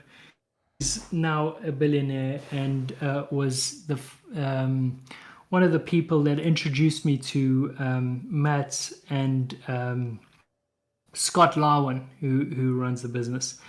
And so right in the early days, I had just started thinking about NFTs. I just started thinking about, the potential of NFTs is just like insane. Like digital assets that I own, but that could be something so much more that can grow with me, that can be evolved, that can be something immersive. It doesn't just need to be this physical, like the replicant of a physical asset that I just put on my wall and it grows over time in value because of the whatever criteria that might give it the value. But I think it can be something that I can step into, I can become a part of, I can own, it can be personalized, it can be so much more, it can be basically anything, because we can define what the digital content can be that you can own. And so that was like the NFT marketplace was very exciting. Mark Laurie then introduced me to Matt, to Scott Lowen.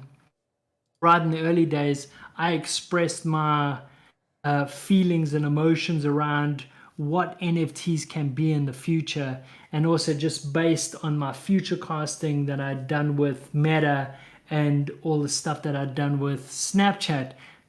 Very exciting space for us. Regardless of where the marketplace is right now, I still thoroughly believe the thesis behind blockchain, the ownership of digital assets, and the experience that digital assets can bring you. And so when meeting Matt and Scott, I was obviously just like vomiting verbalized ideas of what I thought could be good, which fortunately resonated with Matt and Scott, which then kicked off Candy. I love it. Please add any color to that, Matt. One of our first things, we were all sitting around the table and we are trying to figure out what we're trying to create, which is quite topical for this discussion, is we were like, how do we use the Darth Vader case, the helmet, the Darth Vader head case, and can't this be like what holds all our memories? And that was probably week one when we all got in a room together. There was always, Star Wars has always been a part of our journey. That's awesome. It's been a strong theme. You're really making Matt a believer right now.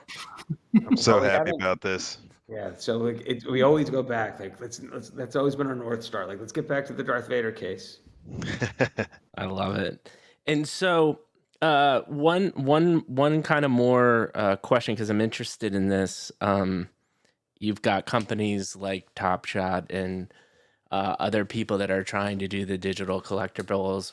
How in your mind Do you differentiate yourself? Is it because you have multiple IP relationships? I think is Top Shot just NBA right now? I never went down the sports collectible NFT road. So just school us on that for a couple So minutes and talk to us about your position in the marketplace and how that all works. So like I don't think we would have had the confidence to really get going without Top Shot. They kind of proved there was a market demand. Um, and so we cheer for them. Their success is our success. Awesome. They are the right like we root them on from the sidelines all the time. And they have another product with the NFL called NFL All Day, which is a little newer. They're great. I would say the difference is they kind of have one product that's very replicatable. We're a little bit more bespoke in what we do. We don't really lock into one thing. Maybe we should have locked into one thing. Could have saved us some dollars along the way. But Right. we firmly believed that we were more into fan engagement than collectibles, and so to do that, we needed more products than just one product. Um, I would say that is the biggest. We have an incredibly close relationship with our partners, MLB, for instance, WWE, NASCAR, the teams, and the others. And we're not one size fits all. It's truly, we are a fan engagement company first, or digital collectible / fan engagement company.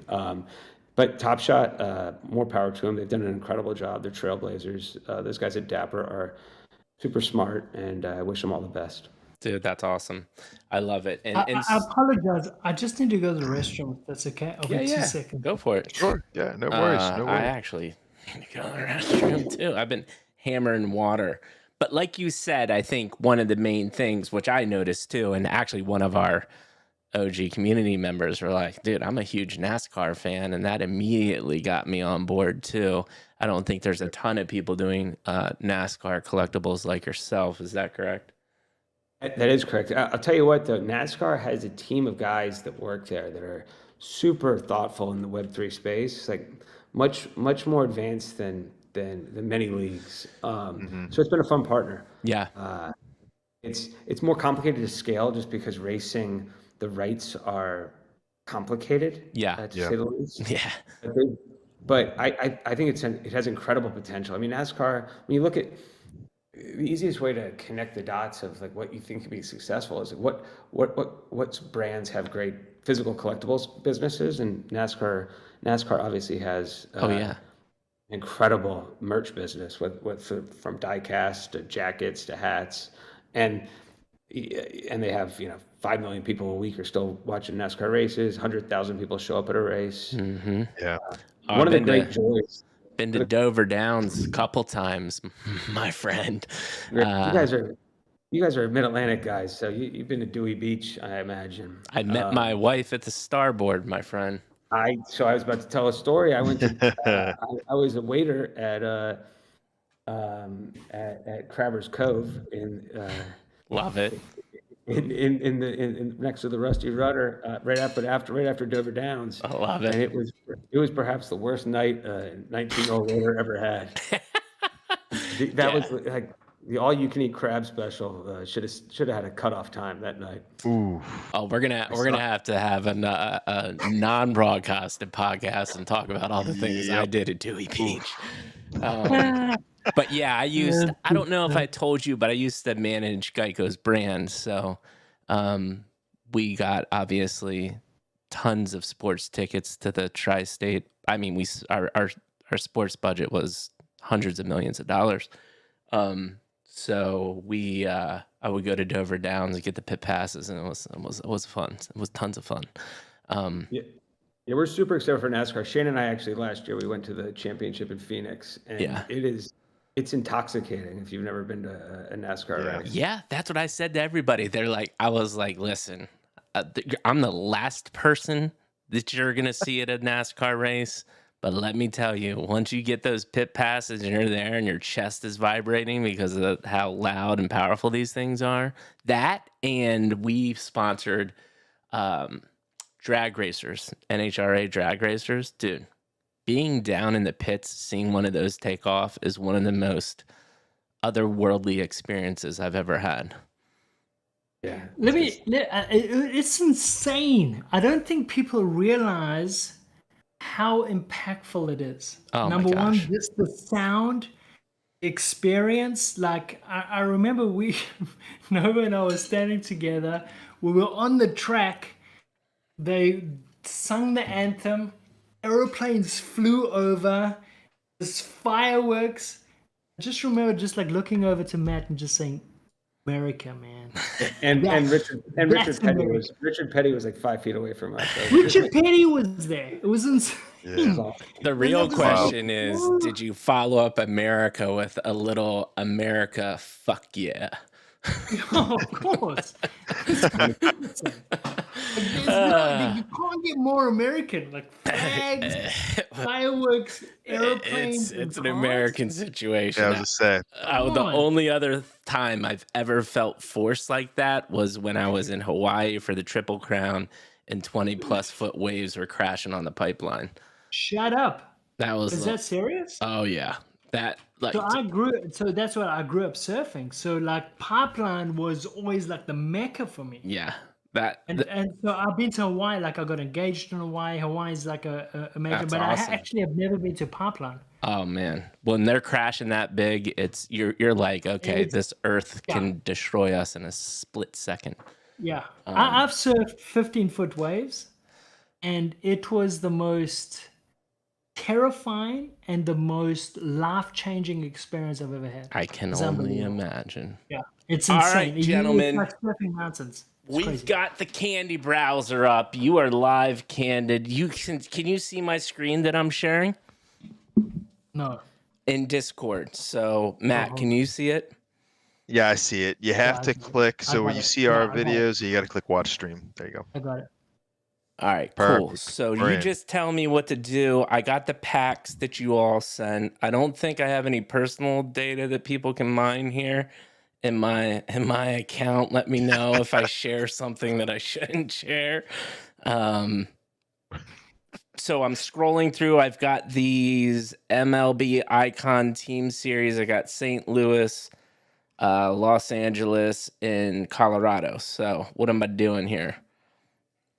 Here's what you're gonna do. You're gonna get in there. You're gonna open those packs. All right. That's what you're gonna do. Let's First and foremost, let's get it. Now the team packs, they're all core items, so we're not gonna get anything elite. I did see an unopened pack there that you will get some potentially. Well, You this will is get exciting. some- I've never unwrapped a pack. Look at Oh, this. you got a nice little Oh, I like animation. Bro. Ooh. Well, I've got more packs. Let's get through a bunch of cores so then we can play the game. All right. So, All right. but real quick, Mike, what did that remind you of? I'm sorry if you want me to pull No, something out. is it? So we're gamers, and man, there's a loot crate feel to that. Yeah, there is And definitely there's an loot crate. emotion. There's an emotion there, man, with the graphic. It really feels like I just like hit the lever at the slots. I like that. Yeah, it's like I'm in Diablo and I've got a legendary popping out of my candy. So just to be fair, the packs that you're opening are the team packs, which are all core packs, but they're core packs because we're going to be playing a game with them. Okay. There is another pack that in there that does have the potential of getting a legendary, an epic, a rare that could be really valuable for you on the secondary market. Yeah, well, you know what? So while we're doing this, are all of these, just real quick, are all of these current players? Correct. Okay. Correct. And This is is there a plan to bring some like legends back? I mean, we started all this with the conversation of the Netflix special Last Dance, like things like that. I mean, obviously that's basketball, but obviously there's some greats in baseball. What's the plan there? So we have a deal also with the Baseball Hall of Fame. So last year we had a pretty exciting Hall of Fame release. We also have a partnership with none other than Cal Ripken Jr., where we do a collection of gems. Great. currently right now, if you go on our site, we're doing highlights of great moments in baseball history for Hall of Famers for this month, which is pretty exciting. And we'll have another Hall of Famer release this year. So yeah, like with baseball, you gotta have to do past, present, and future. Gotcha. Love it. Did the O's fan you have anything to do with the little Cal Ripken collab? Can I tell you a story? When we did the Cal Ripken card itself, when you open it, it's like a mini documentary. There's interviews of him in Camden Yards. I am on the other side of that camera interviewing him, and it was perhaps the single greatest day of my life. That's Where amazing. is DK, Mike? He needs to hear about that. Well, Our since buddy we grew up with, man. He this is no joke. He finally, when he met Cal Ripken as a kid and shook his hand, he had his mom put his hand in a plastic baggie and would not let her open it. How many days did he go? Because he didn't want his hand to be like Cal Ripken had touched his hand. Because like, it was that level. He went long enough where it was questionable. Yeah. what is it? 2131 is that the record? 2131, man. Iron Man. His passcode for everything. Garage code 2131. Yeah, like you could get into. That's why we can't say his this name, because dude now you'll owned. get into anything. Matt Novo right now was doing like lunges. He wanted to be in shape. Like this was like next level. All right. Star jumps, like just making sure that like That's Cal awesome. was just gonna be impressed. So hold have on. a collection. So now you have the collection. So go to the challenges. Okay. Challenges in the top. I'm just warning you right now. I know shit about baseball, so I'm going to be horrible at this. Shane, he might not know a lot about baseball, but knows a lot about code breakers. So he's going to walk you through this. All right, I love cool. code breakers. So let's code click on breaker. Code breakers. All right. And these games have been launching for a while, or are these relatively new? They're relatively new, but we have been launching them for the past few weeks. Okay. This is just the start of the plan that we have to really grow this experience. We've got a bunch of game modes that are going to be super exciting over and above just Code Breakers. Code Breakers works very similar to a what's the game? Wordle. Yeah, Wordle. Okay. Exactly. Except no words and using the cards to kind of define them. You have 3 levels. You have a simple one that will have a title and a clue that will kind of give you insight to what that answer might be. And that would be the blue ones. The purple ones are one layer less, where you just have a title to kind of solve the mystery. And then the third one, which is the gold ones, you have no title, no clue, and you've just got to kind of figure it out. The thing that we love about this is that this relies on community to kind of solve the puzzles, and also secondary market for those assets that you might not have to solve those puzzles. Okay. In solving the puzzles, you will get exclusive rewards from that, as well as loyalty points for just playing and for winning. That gives you some really amazing prizes based on loyalty tiers of rewards. So what is these deets real quick? It says remaining 0 out of 50. Does that even mean I can play this, or? The reward packs are all gone, but you can still get the points, and those, as Shane was saying, those points can get the leaderboard. It can then get open up opportunities to perhaps meet players that are on field, things like that, or hats. All right. So the lowest tier is the blue one.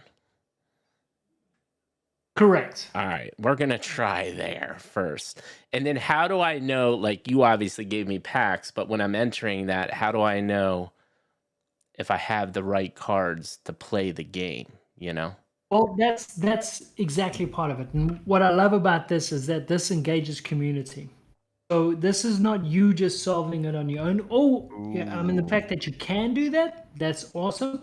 But the idea relies you to go back to the Discord, go back to the marketplace, look at what you're missing, solve it together. The idea is to build a community to be able to solve these. Interessante. Yeah, exactly. I like it. All right, so we're at the screen. I have to do a little bit of cropping quick, but I think we're good. So now we're pretty much gone, but everybody can see what I'm doing on the screen. So Correct. I have to, can you name the top 3 players in order who had the highest wins above replacement in 2022? I don't even know what above a replacement means. What does that even mean? I know. In fact, I know who the answer to this, and I'm not sure I'm not sure you have the right packs to answer this one. Well, Unfortunately, let's scroll down your Do you have any- let's go through your what any you have. Yankees or Angels packs? Yeah, I did get some. I Yeah. did get some Dodgers. No, I got Dodgers. It's gonna be a Yankee, an Angel, and I think a Marlin. Well, what's cool So is that this is a scenario, right? So let's say I get to this. I don't know. I don't know the answer. I don't even know where to go. You're saying I could go to the Discord, work with my peeps, and say, "Hey, do you have the answer to this?" Yeah. But let's choose. So also you are able to sort by player, by team at the top there, by position, and so you can kind of like, and then you can also just remove dupes, because again, buying the packs, you might end up with a bunch of dupes, but you can remove those dupes in terms of your selection. Right. And why don't you just throw Nova, if you want to throw some, if you know the answer to this one, I don't. But let's just throw three in there, and let's throwing just see people where in it is. here. But the basic premise of the idea, it's like Wordle. Instead of using letters, we are using our cards to solve the answers. Gotcha. So In this case, you got to strike one, so not great. And then if you look at the borders of each of those, you're seeing they're all red. So those cards are not the right cards to be using in answering this. Right. Gotcha. And so we just keep on going. I think we've confirmed I don't have the cards. I don't believe you have the cards. Maybe. Oh, wait a second. I got the field position right. Exactly. Strike 2, you got field position right. So that will carry over. So the next time you choose, you know, all right, that's the right field position, not the right card. Gotcha. To the earlier point, like one of my favorite things, we always talk about community. Like I love the idea that the community helps solve these, and some of them are impossible to find. Like so, one dude knows it, and he helps people out. Of course, once he solves it, and then sells his cards. But I just think that's a really neat element to this. Right. So we know there's 2 pitchers, and there's probably a 3rd pitcher there, I guess. And I was just curious, I Google lensed it, and it did not find me an answer instantaneously. So you actually do have to like figure it out. Yeah, that's part of it. Is we tried really hard to make sure that it wasn't easy to solve. And that's what I was curious. Awesome, actually. It's awesome that you put that thought into it. And so now you have a cooldown for 2 minutes, 23 seconds, or 22, 21. I could count it down. But that you kind of had a little deficit because you got struck out. But then you'll be back in the mix, back to throwouts, a couple more options to solve it. And then you'll get like a green one, which says that's the right card, right place, and so you're good. So then you just slowly solve it, just like Wordle, based on your tries. So what happens if I find out the answer, but I don't have the player or the card? I have to keep on buying packs till I get that player? Yeah, so there's 2. Trade it. Go ahead, Matt. You can go to the secondary market and buy it straight away. Okay. So there'll be a link there, and you almost know because it's priced a bit higher. And as Shane was saying earlier, this is kind of our first version of this with these Right. core cards. But we're going to be able to roll this out with all the collectibles that we have released over the past 2.5 years, which is really exciting. Because talking about the Hall of Fame players, like then you have just like endless lore and history, which is really neat. We Right. hope to be able to see this across other partnerships later as well. Love it. Look, I got the correct team. So Exactly. So that's really big. So now you know that's the right team. Now you just got to find the right player. But that's what I think is really interesting, is really using the community to be able to build, Right. work together to find those answers. Yeah. Put And Cardinals in there, Mikey.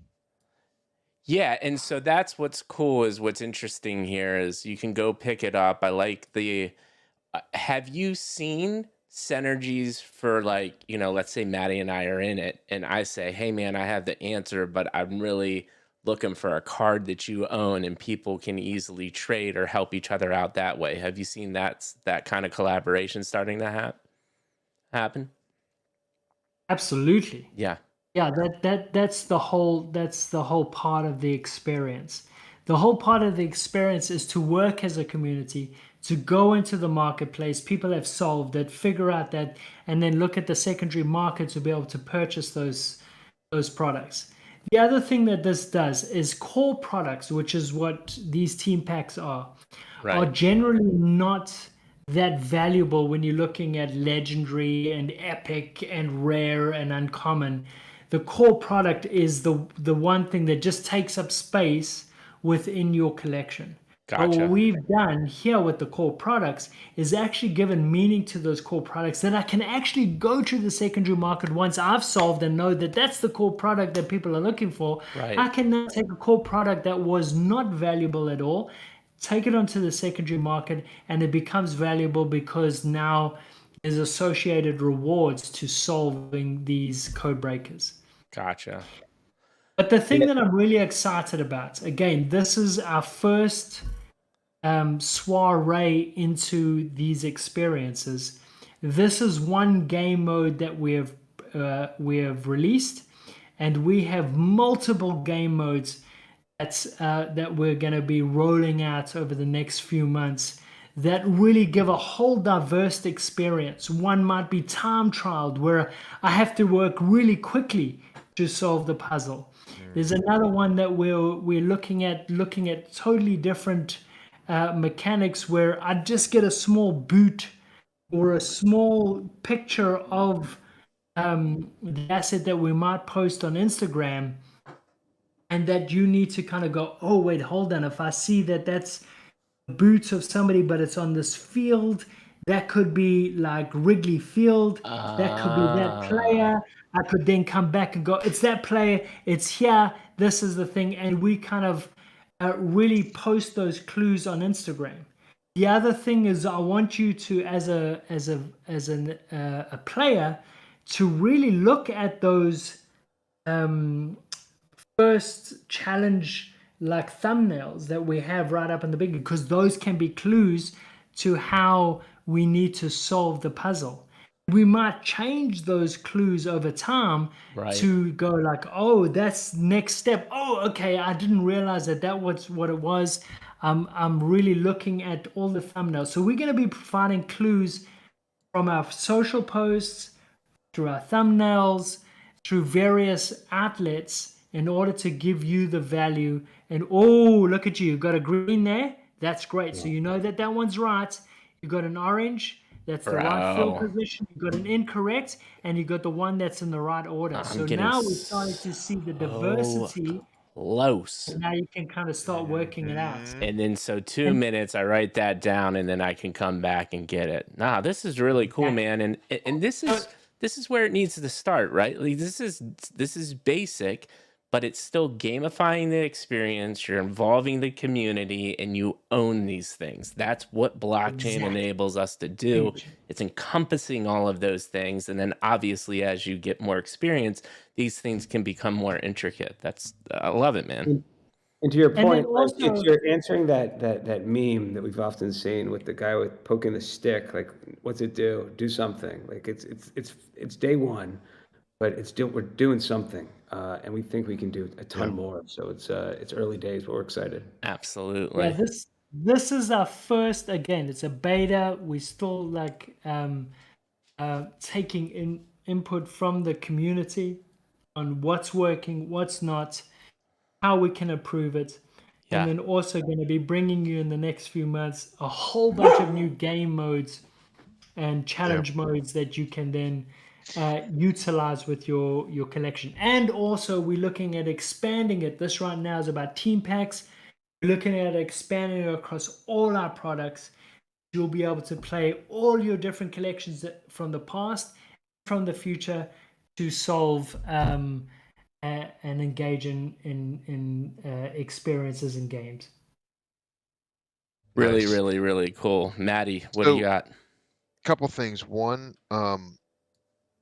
what I like is how you created a way to make the regular cards still matter. That would have been my first immediate issue, because also having been a kid and opened up packs and packs of cards, you're like, oh, I mean, you open it up and like you can kind of thumb through and you're just like, oh, and they just gonna get set aside, and that's that.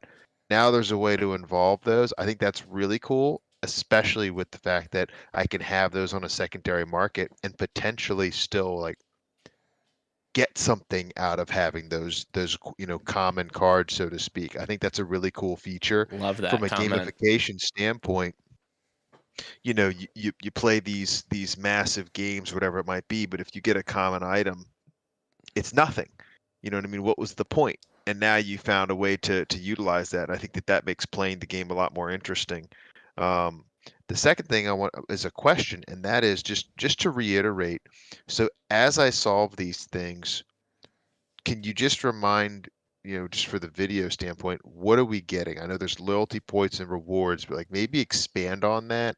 So had Mike solved that one where he had the one correct position, one was an incorrect position, one was incorrect, and one was right team. Let's say he had solved that and gotten all 4 green. What happens?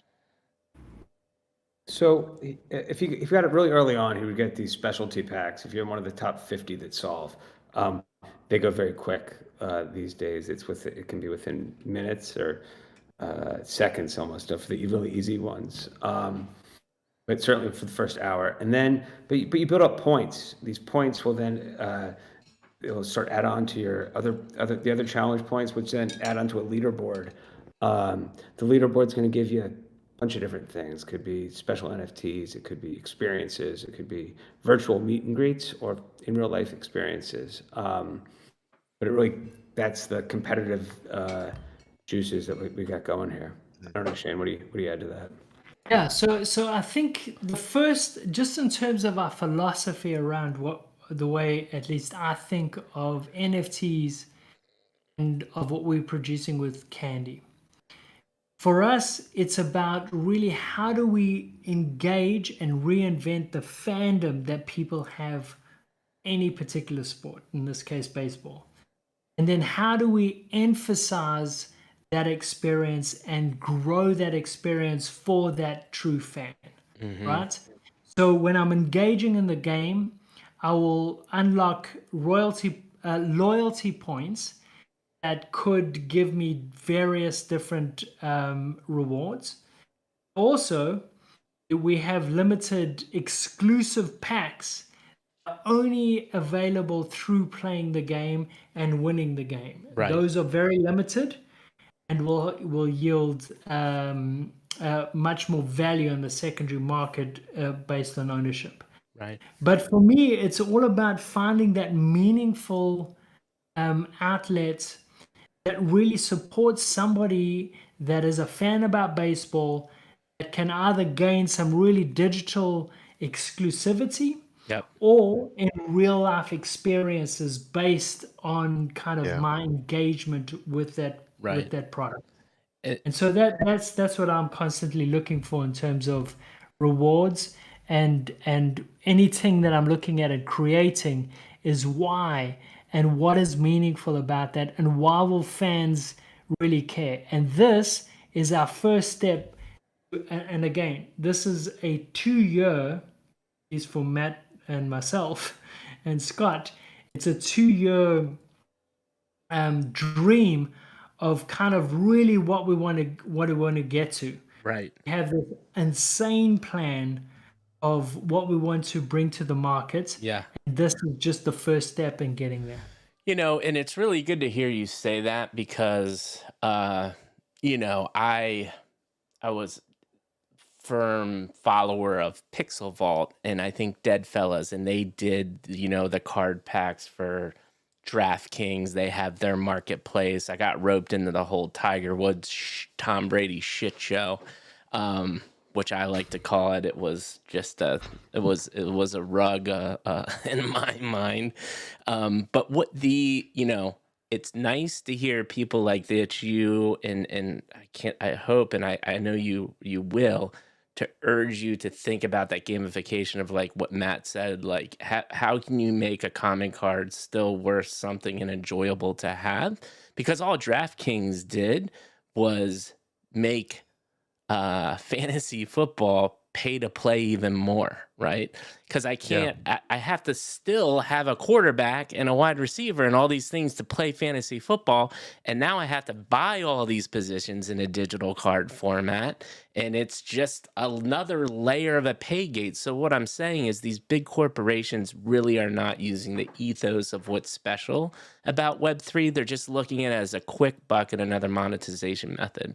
You guys have the opportunity to really kind of change the game with the gamification and doing it differently, as proven by a code breaker type game, where you're just thinking about it differently. So it's cool to hear that. It's cool to see that. So I appreciate that. Yeah. One of the things I want to kind of, at least the philosophy that I always come with in thinking about any of these products. When I created EDOC, which is the interactive clothing brand, which we spoke about a little bit earlier, the interactive clothing brand, first and foremost, had to be something that people liked from just a physical standpoint. It fitted nicely, it looked cool, it felt cool, and it was a great garment in itself, right? The gamification became secondary, right? So I had a layer of experience that I could have with that garments. There were hidden codes, hidden messages that you and I could just come up to. Do you see what my shirt says? Look at this. If you turn it upside down, if you use UV lights, Right. if you use infrared lights, it's going to expose a puzzle that I can show you very simply. Right. Then there was a second layer that we had a key underneath our garments that if you looked at, it was a key. You had to really think about it, but it solved another code on your garments that you then took to the internet, typed it in, and you dug in and you got this experience of a band, somebody had been murdered, and each garment became a puzzle piece in solving a murder mystery, right? So you had those things. But how it was built was within layers. Like I could just buy the garment, didn't care about anything else, and that's what I cared about. Right. I could buy the garment and you and I could show you a cool little fun trick that the garment did. Or I could go in and dig because I love the idea into the puzzle, solve the puzzle, that's great. Or then I could take that code and go online and there's a movie and there's a whole mystery about a band and a murder mystery. So the more I dig, it was kind of like a pyramid. The more I dug, the more I wanted, the more we gave you. We kind of look at this at the same way. Right. First and foremost, we're going to make a great product that is collectible, you can own, that regardless of anything else, the game, whatever, I can own, and it's going to grow value based on criteria that we've assigned as a product. But if you want to take that, go and play a game, I can go play a game. And then from that, I'm going to yield more results.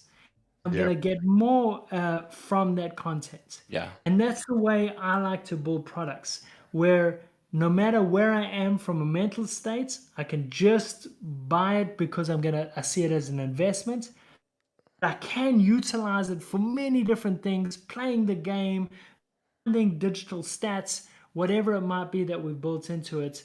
And we're looking at growing those experiences. So the more you dig, the more we're gonna give you. Yeah. Maddie, what do you got? Well, and yeah, so I mean, here's the thing: you're hitting at the heart of collectibles, right? I mean, in the same way, like some people just it's just a card, it's something to look at or whatever it might be, or like for example, whether it be a comic book or maybe they just like baseball. Maybe their end game is just going to the games and enjoying it.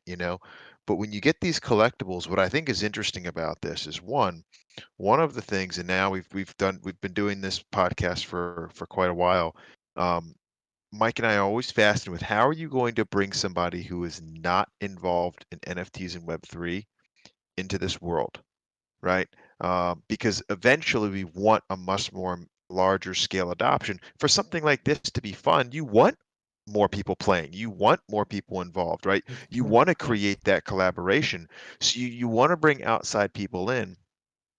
What's cool about this is that you already have these diehard fan bases, but a lot of them might see a digital collectible and think, well, I don't need a digital collectible. But just like once you hand somebody a pack of cards, like now they're in, right? Because it's like, well, now I have 10 of these things and I didn't get anybody or maybe I got somebody I liked. Maybe I can get another person I like. Oh, I got to go buy another pet. You know that feeling I'm talking about. Like Yeah. it's what sucks us into collectibles. It's why you started collecting figurines, Matt, when you were a kid. And it's like we do this stuff because we love what we see, we're entertained by it. And now I do want that Darth Vader helmet, or I do want to get, now I have Darth Vader's lightsaber, but man, Luke Skywalker's lightsaber would be kind of cool next to, and you know how it is. We get sucked into this rabbit hole. What I think is cool is that if your rewards are physical, like you said, meetups with these people, I may not be interested in NFTs. I may not be interested in digital collectibles, right? But to go back to the example of our buddy, the Cal Ripken fan that had the bag on his hand, if there's a real life meetup with Cal Ripken and he gets to hang out, I don't know, imagine like drinking a beer with your childhood hero. Do you know what I'm saying? That's wild. And I know this, he could not care about NFTs at all. He will get into NFTs if the chance to sit down with Cal Ripken was there.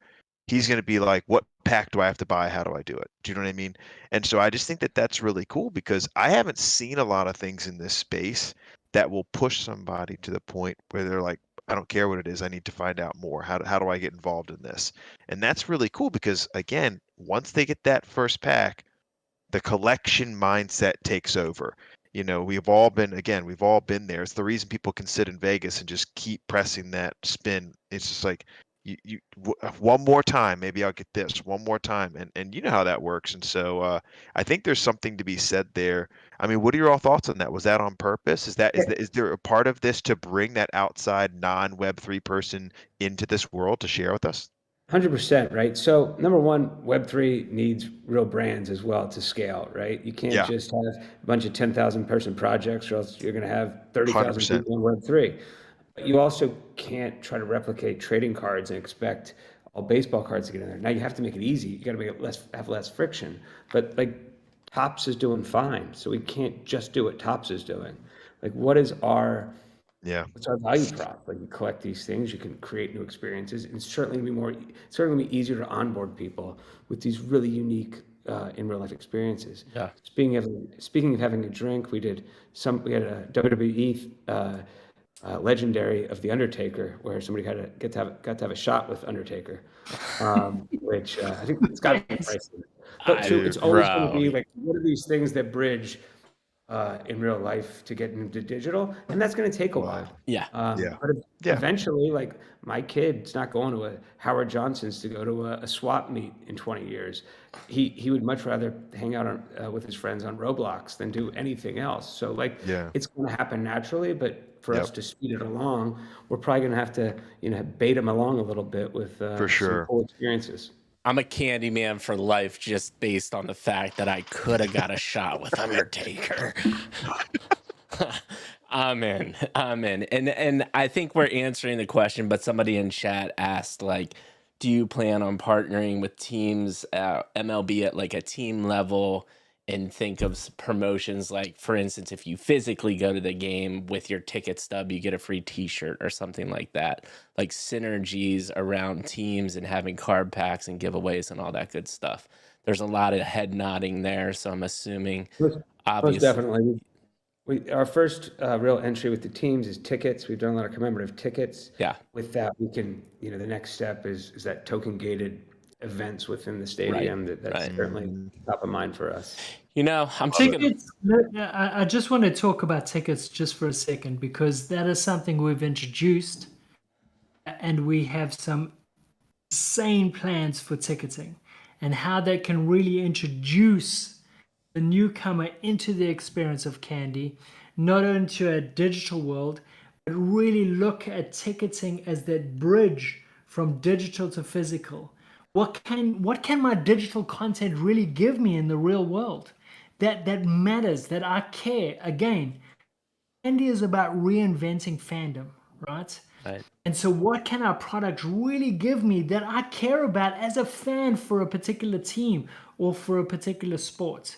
And so some of the ideas that we're literally talking about today and plotting out for our plan for ticketing is so exciting that I'm really battling not to tell you all the great things that we want to achieve there. But that really starts to bridge the digital to the physical and the physical to the digital, and look at that ecosystem of experience to product from digital to physical that gives you something that I really care about when I go to the game. My digital asset that I now own with Candy, whether it's an icon, whether it's a highlight, whether it's a ticket, is going to give me a benefit because I'm at that game. Justin Turner hit a home run and I own the Justin Timber Icons card. That's going to give me something. That's going to mean something to me. And I'm able to now have that and collate it, and it's all driven through the experience of what ticketing can offer. Awesome. So super excited. I can see you. You're lit up. You're excited. You're very, very excited. Ticketing is where it could be, man. Oh, man. It's going to be amazing. Awesome. It is exciting. All right, so let's do this, gents.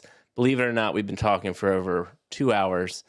Very well over 2 hours. I'm sure you were at first like, these jokers want to talk for 2 hours. That's never going to happen. Well, we made it happen, and we still got a couple more things. This is what I'd like to do. Give you both a chance. I'll start with Matt. What does the next 6 to 12 months look like for Candy? Give us a little pitch there. Shane, you can follow up with anything you might want to add. We actually have one more question that's canned. It's a softball. Don't be nervous. And then we'll say our closing comments and call it a night. How's that sound? Sounds good. Fantastic. All right, Matt, take us away in the next 6 to 12 months. We just started rolling out this loyalty and gamification piece of our business. As Shane mentioned, we've been working on it for a long time, scaling that, really giving proper digital utility to these assets that we've been rolling out for the past few years, rewarding our earliest adopters, and scaling this and bringing in more people into our tent. That is our thing. It is about engagement.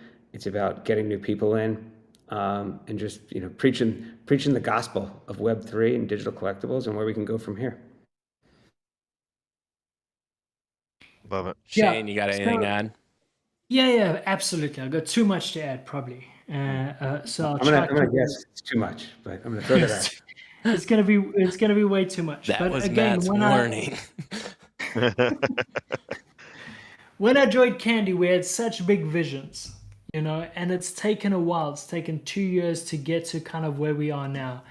But what I'm excited about is those visions that we had 2 years ago about what we can build in terms of NFTs. We are now starting to implement with Candy. So when I think about what the future is going to hold, it's all the dreams that I was excited in joining Candy at the first place, we're going to actually start to see realized.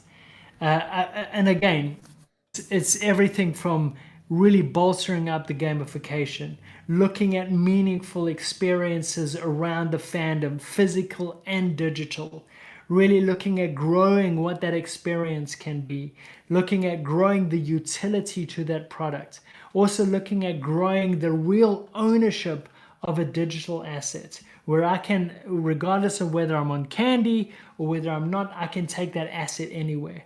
Looking at the idea of, if I keep it on Candy, I'm going to see the best experience that I can possibly have with any digital asset on Candy. So we have like big visions for what we want to do and crossing all our product offerings. So super excited. We're only in the beginning, in my opinion, of the great vision that we have for Candy. Yeah, I love it, man. Great way to add layer on there. So like I said, we have one more question, and this question is simple. My assumption is, being in Web3, you've listened to hundreds of Twitter spaces, you've been on podcasts, you've done other things in your life. Would love feedback, comments about how you thought your time on Midlife Crisis tonight was. I'll start with you, Matt, and then Shane, you can pipe in. You know, I'll be honest, I was terrified, slightly annoyed that I had a 2-hour podcast at 9 o'clock on a Thursday. I will say it has given me a chance to correct myself and get my point across, and it's been very cathartic in many ways. I appreciate I appreciate the opportunity to connect with you guys and get everything out I wanted to say. Sometimes on a Twitter space, when you got 10 minutes, you're like, holy shit, I said something stupid, or this has been it's been very nice. I appreciate it. Thanks, man. That means the world, and that's exactly what we're going for. Trust me, you're one of many people that said 2 hours, what the hell, these guys aren't, there's no way they need this time, and we get similar responses. Shane, I'd love to hear your thoughts too. Yeah, again, I just love, the approach you've taken on this, finding the humanity in kind of what we're creating. Again, we're passionate about this space. The marketplace hasn't been easy for us, but we really believe in what blockchain has to offer. We really believe in what Candy has to offer. And we really believe in what we have just started. And again, I believe it's just the start of what we have to offer in terms of an experience, meaningful experience for those that are truly fans of baseball and Getty and NASCAR and WWE, because we think of those things as very sincere. We think of those things very sincerely as we think about our product offerings. And so for us, we're just very glad that we're able to just have the opportunity to, through with you guys, to number one, I feel like we've made some good friends, but also to be able to express the passion, at least that I have in the space for what we're building with Candy. And I just hope that anybody that is watching will just give us a chance to kind of really prove out some of the theses that we really believe in. Right. Yeah, well, you got two fans in us, and I'll let Maddie say his Absolutely. closing comments. I'll say mine, and like we said in the beginning, we're going to cut tons of great clips and videos up here that we'll send your way that you'll be able to use to get the message out in a human-centered way. So, Maddie, go ahead. Yeah. One of those clips is actually, before I do my closing statements, one of those clips is the answer to this question.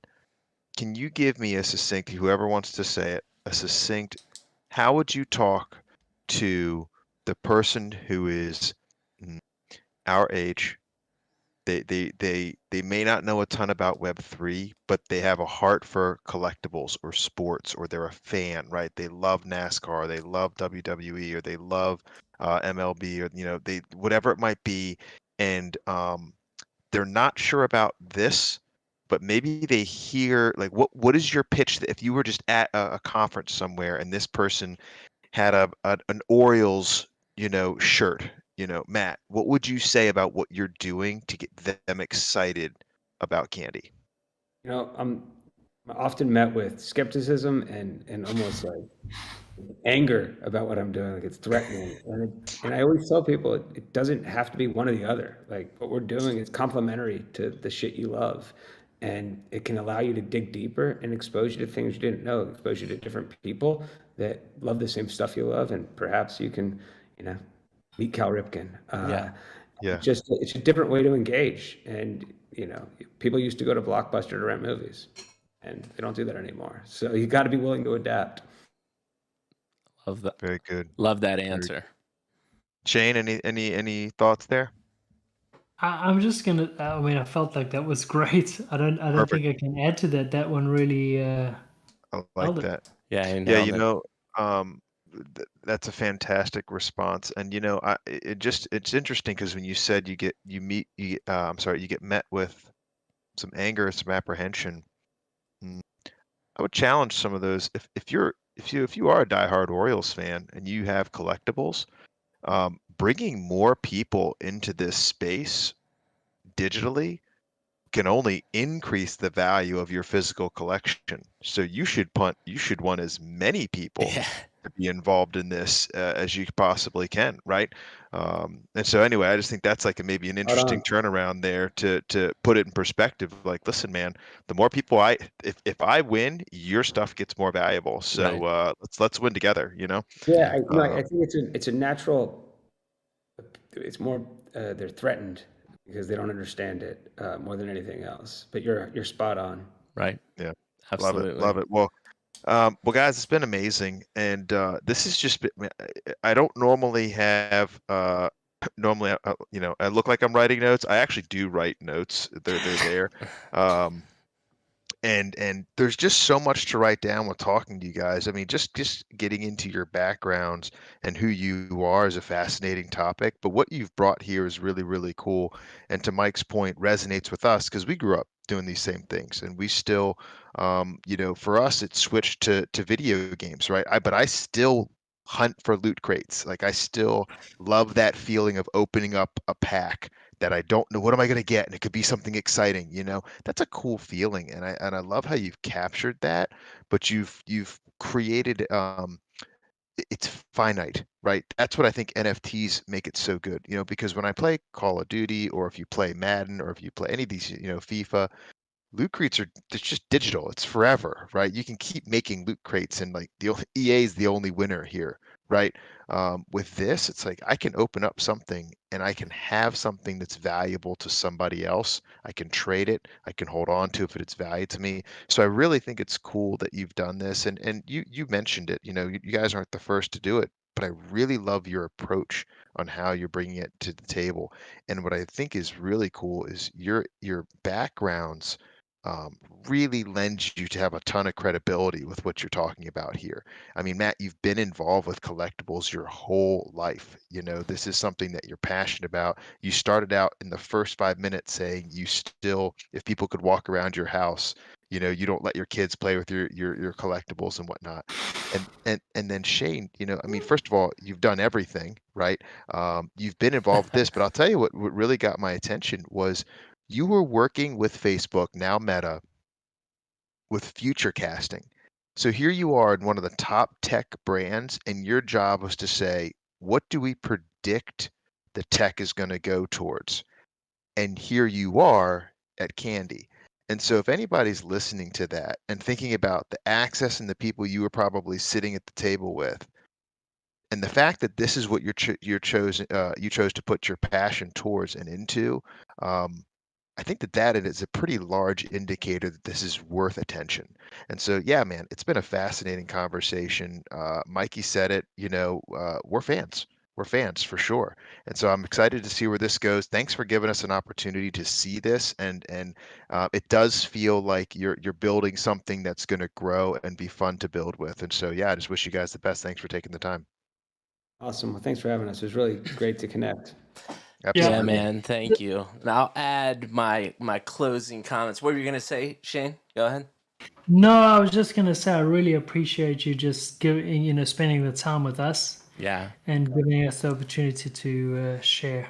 So thank you so much. Of course. absolutely. I'll say I'll add a couple comments. I also want to ask. I know it's late, but if we just give you a couple, get you for a few minutes after we shut down the stream, Maddie and I just talked to you real quick about some follow ups.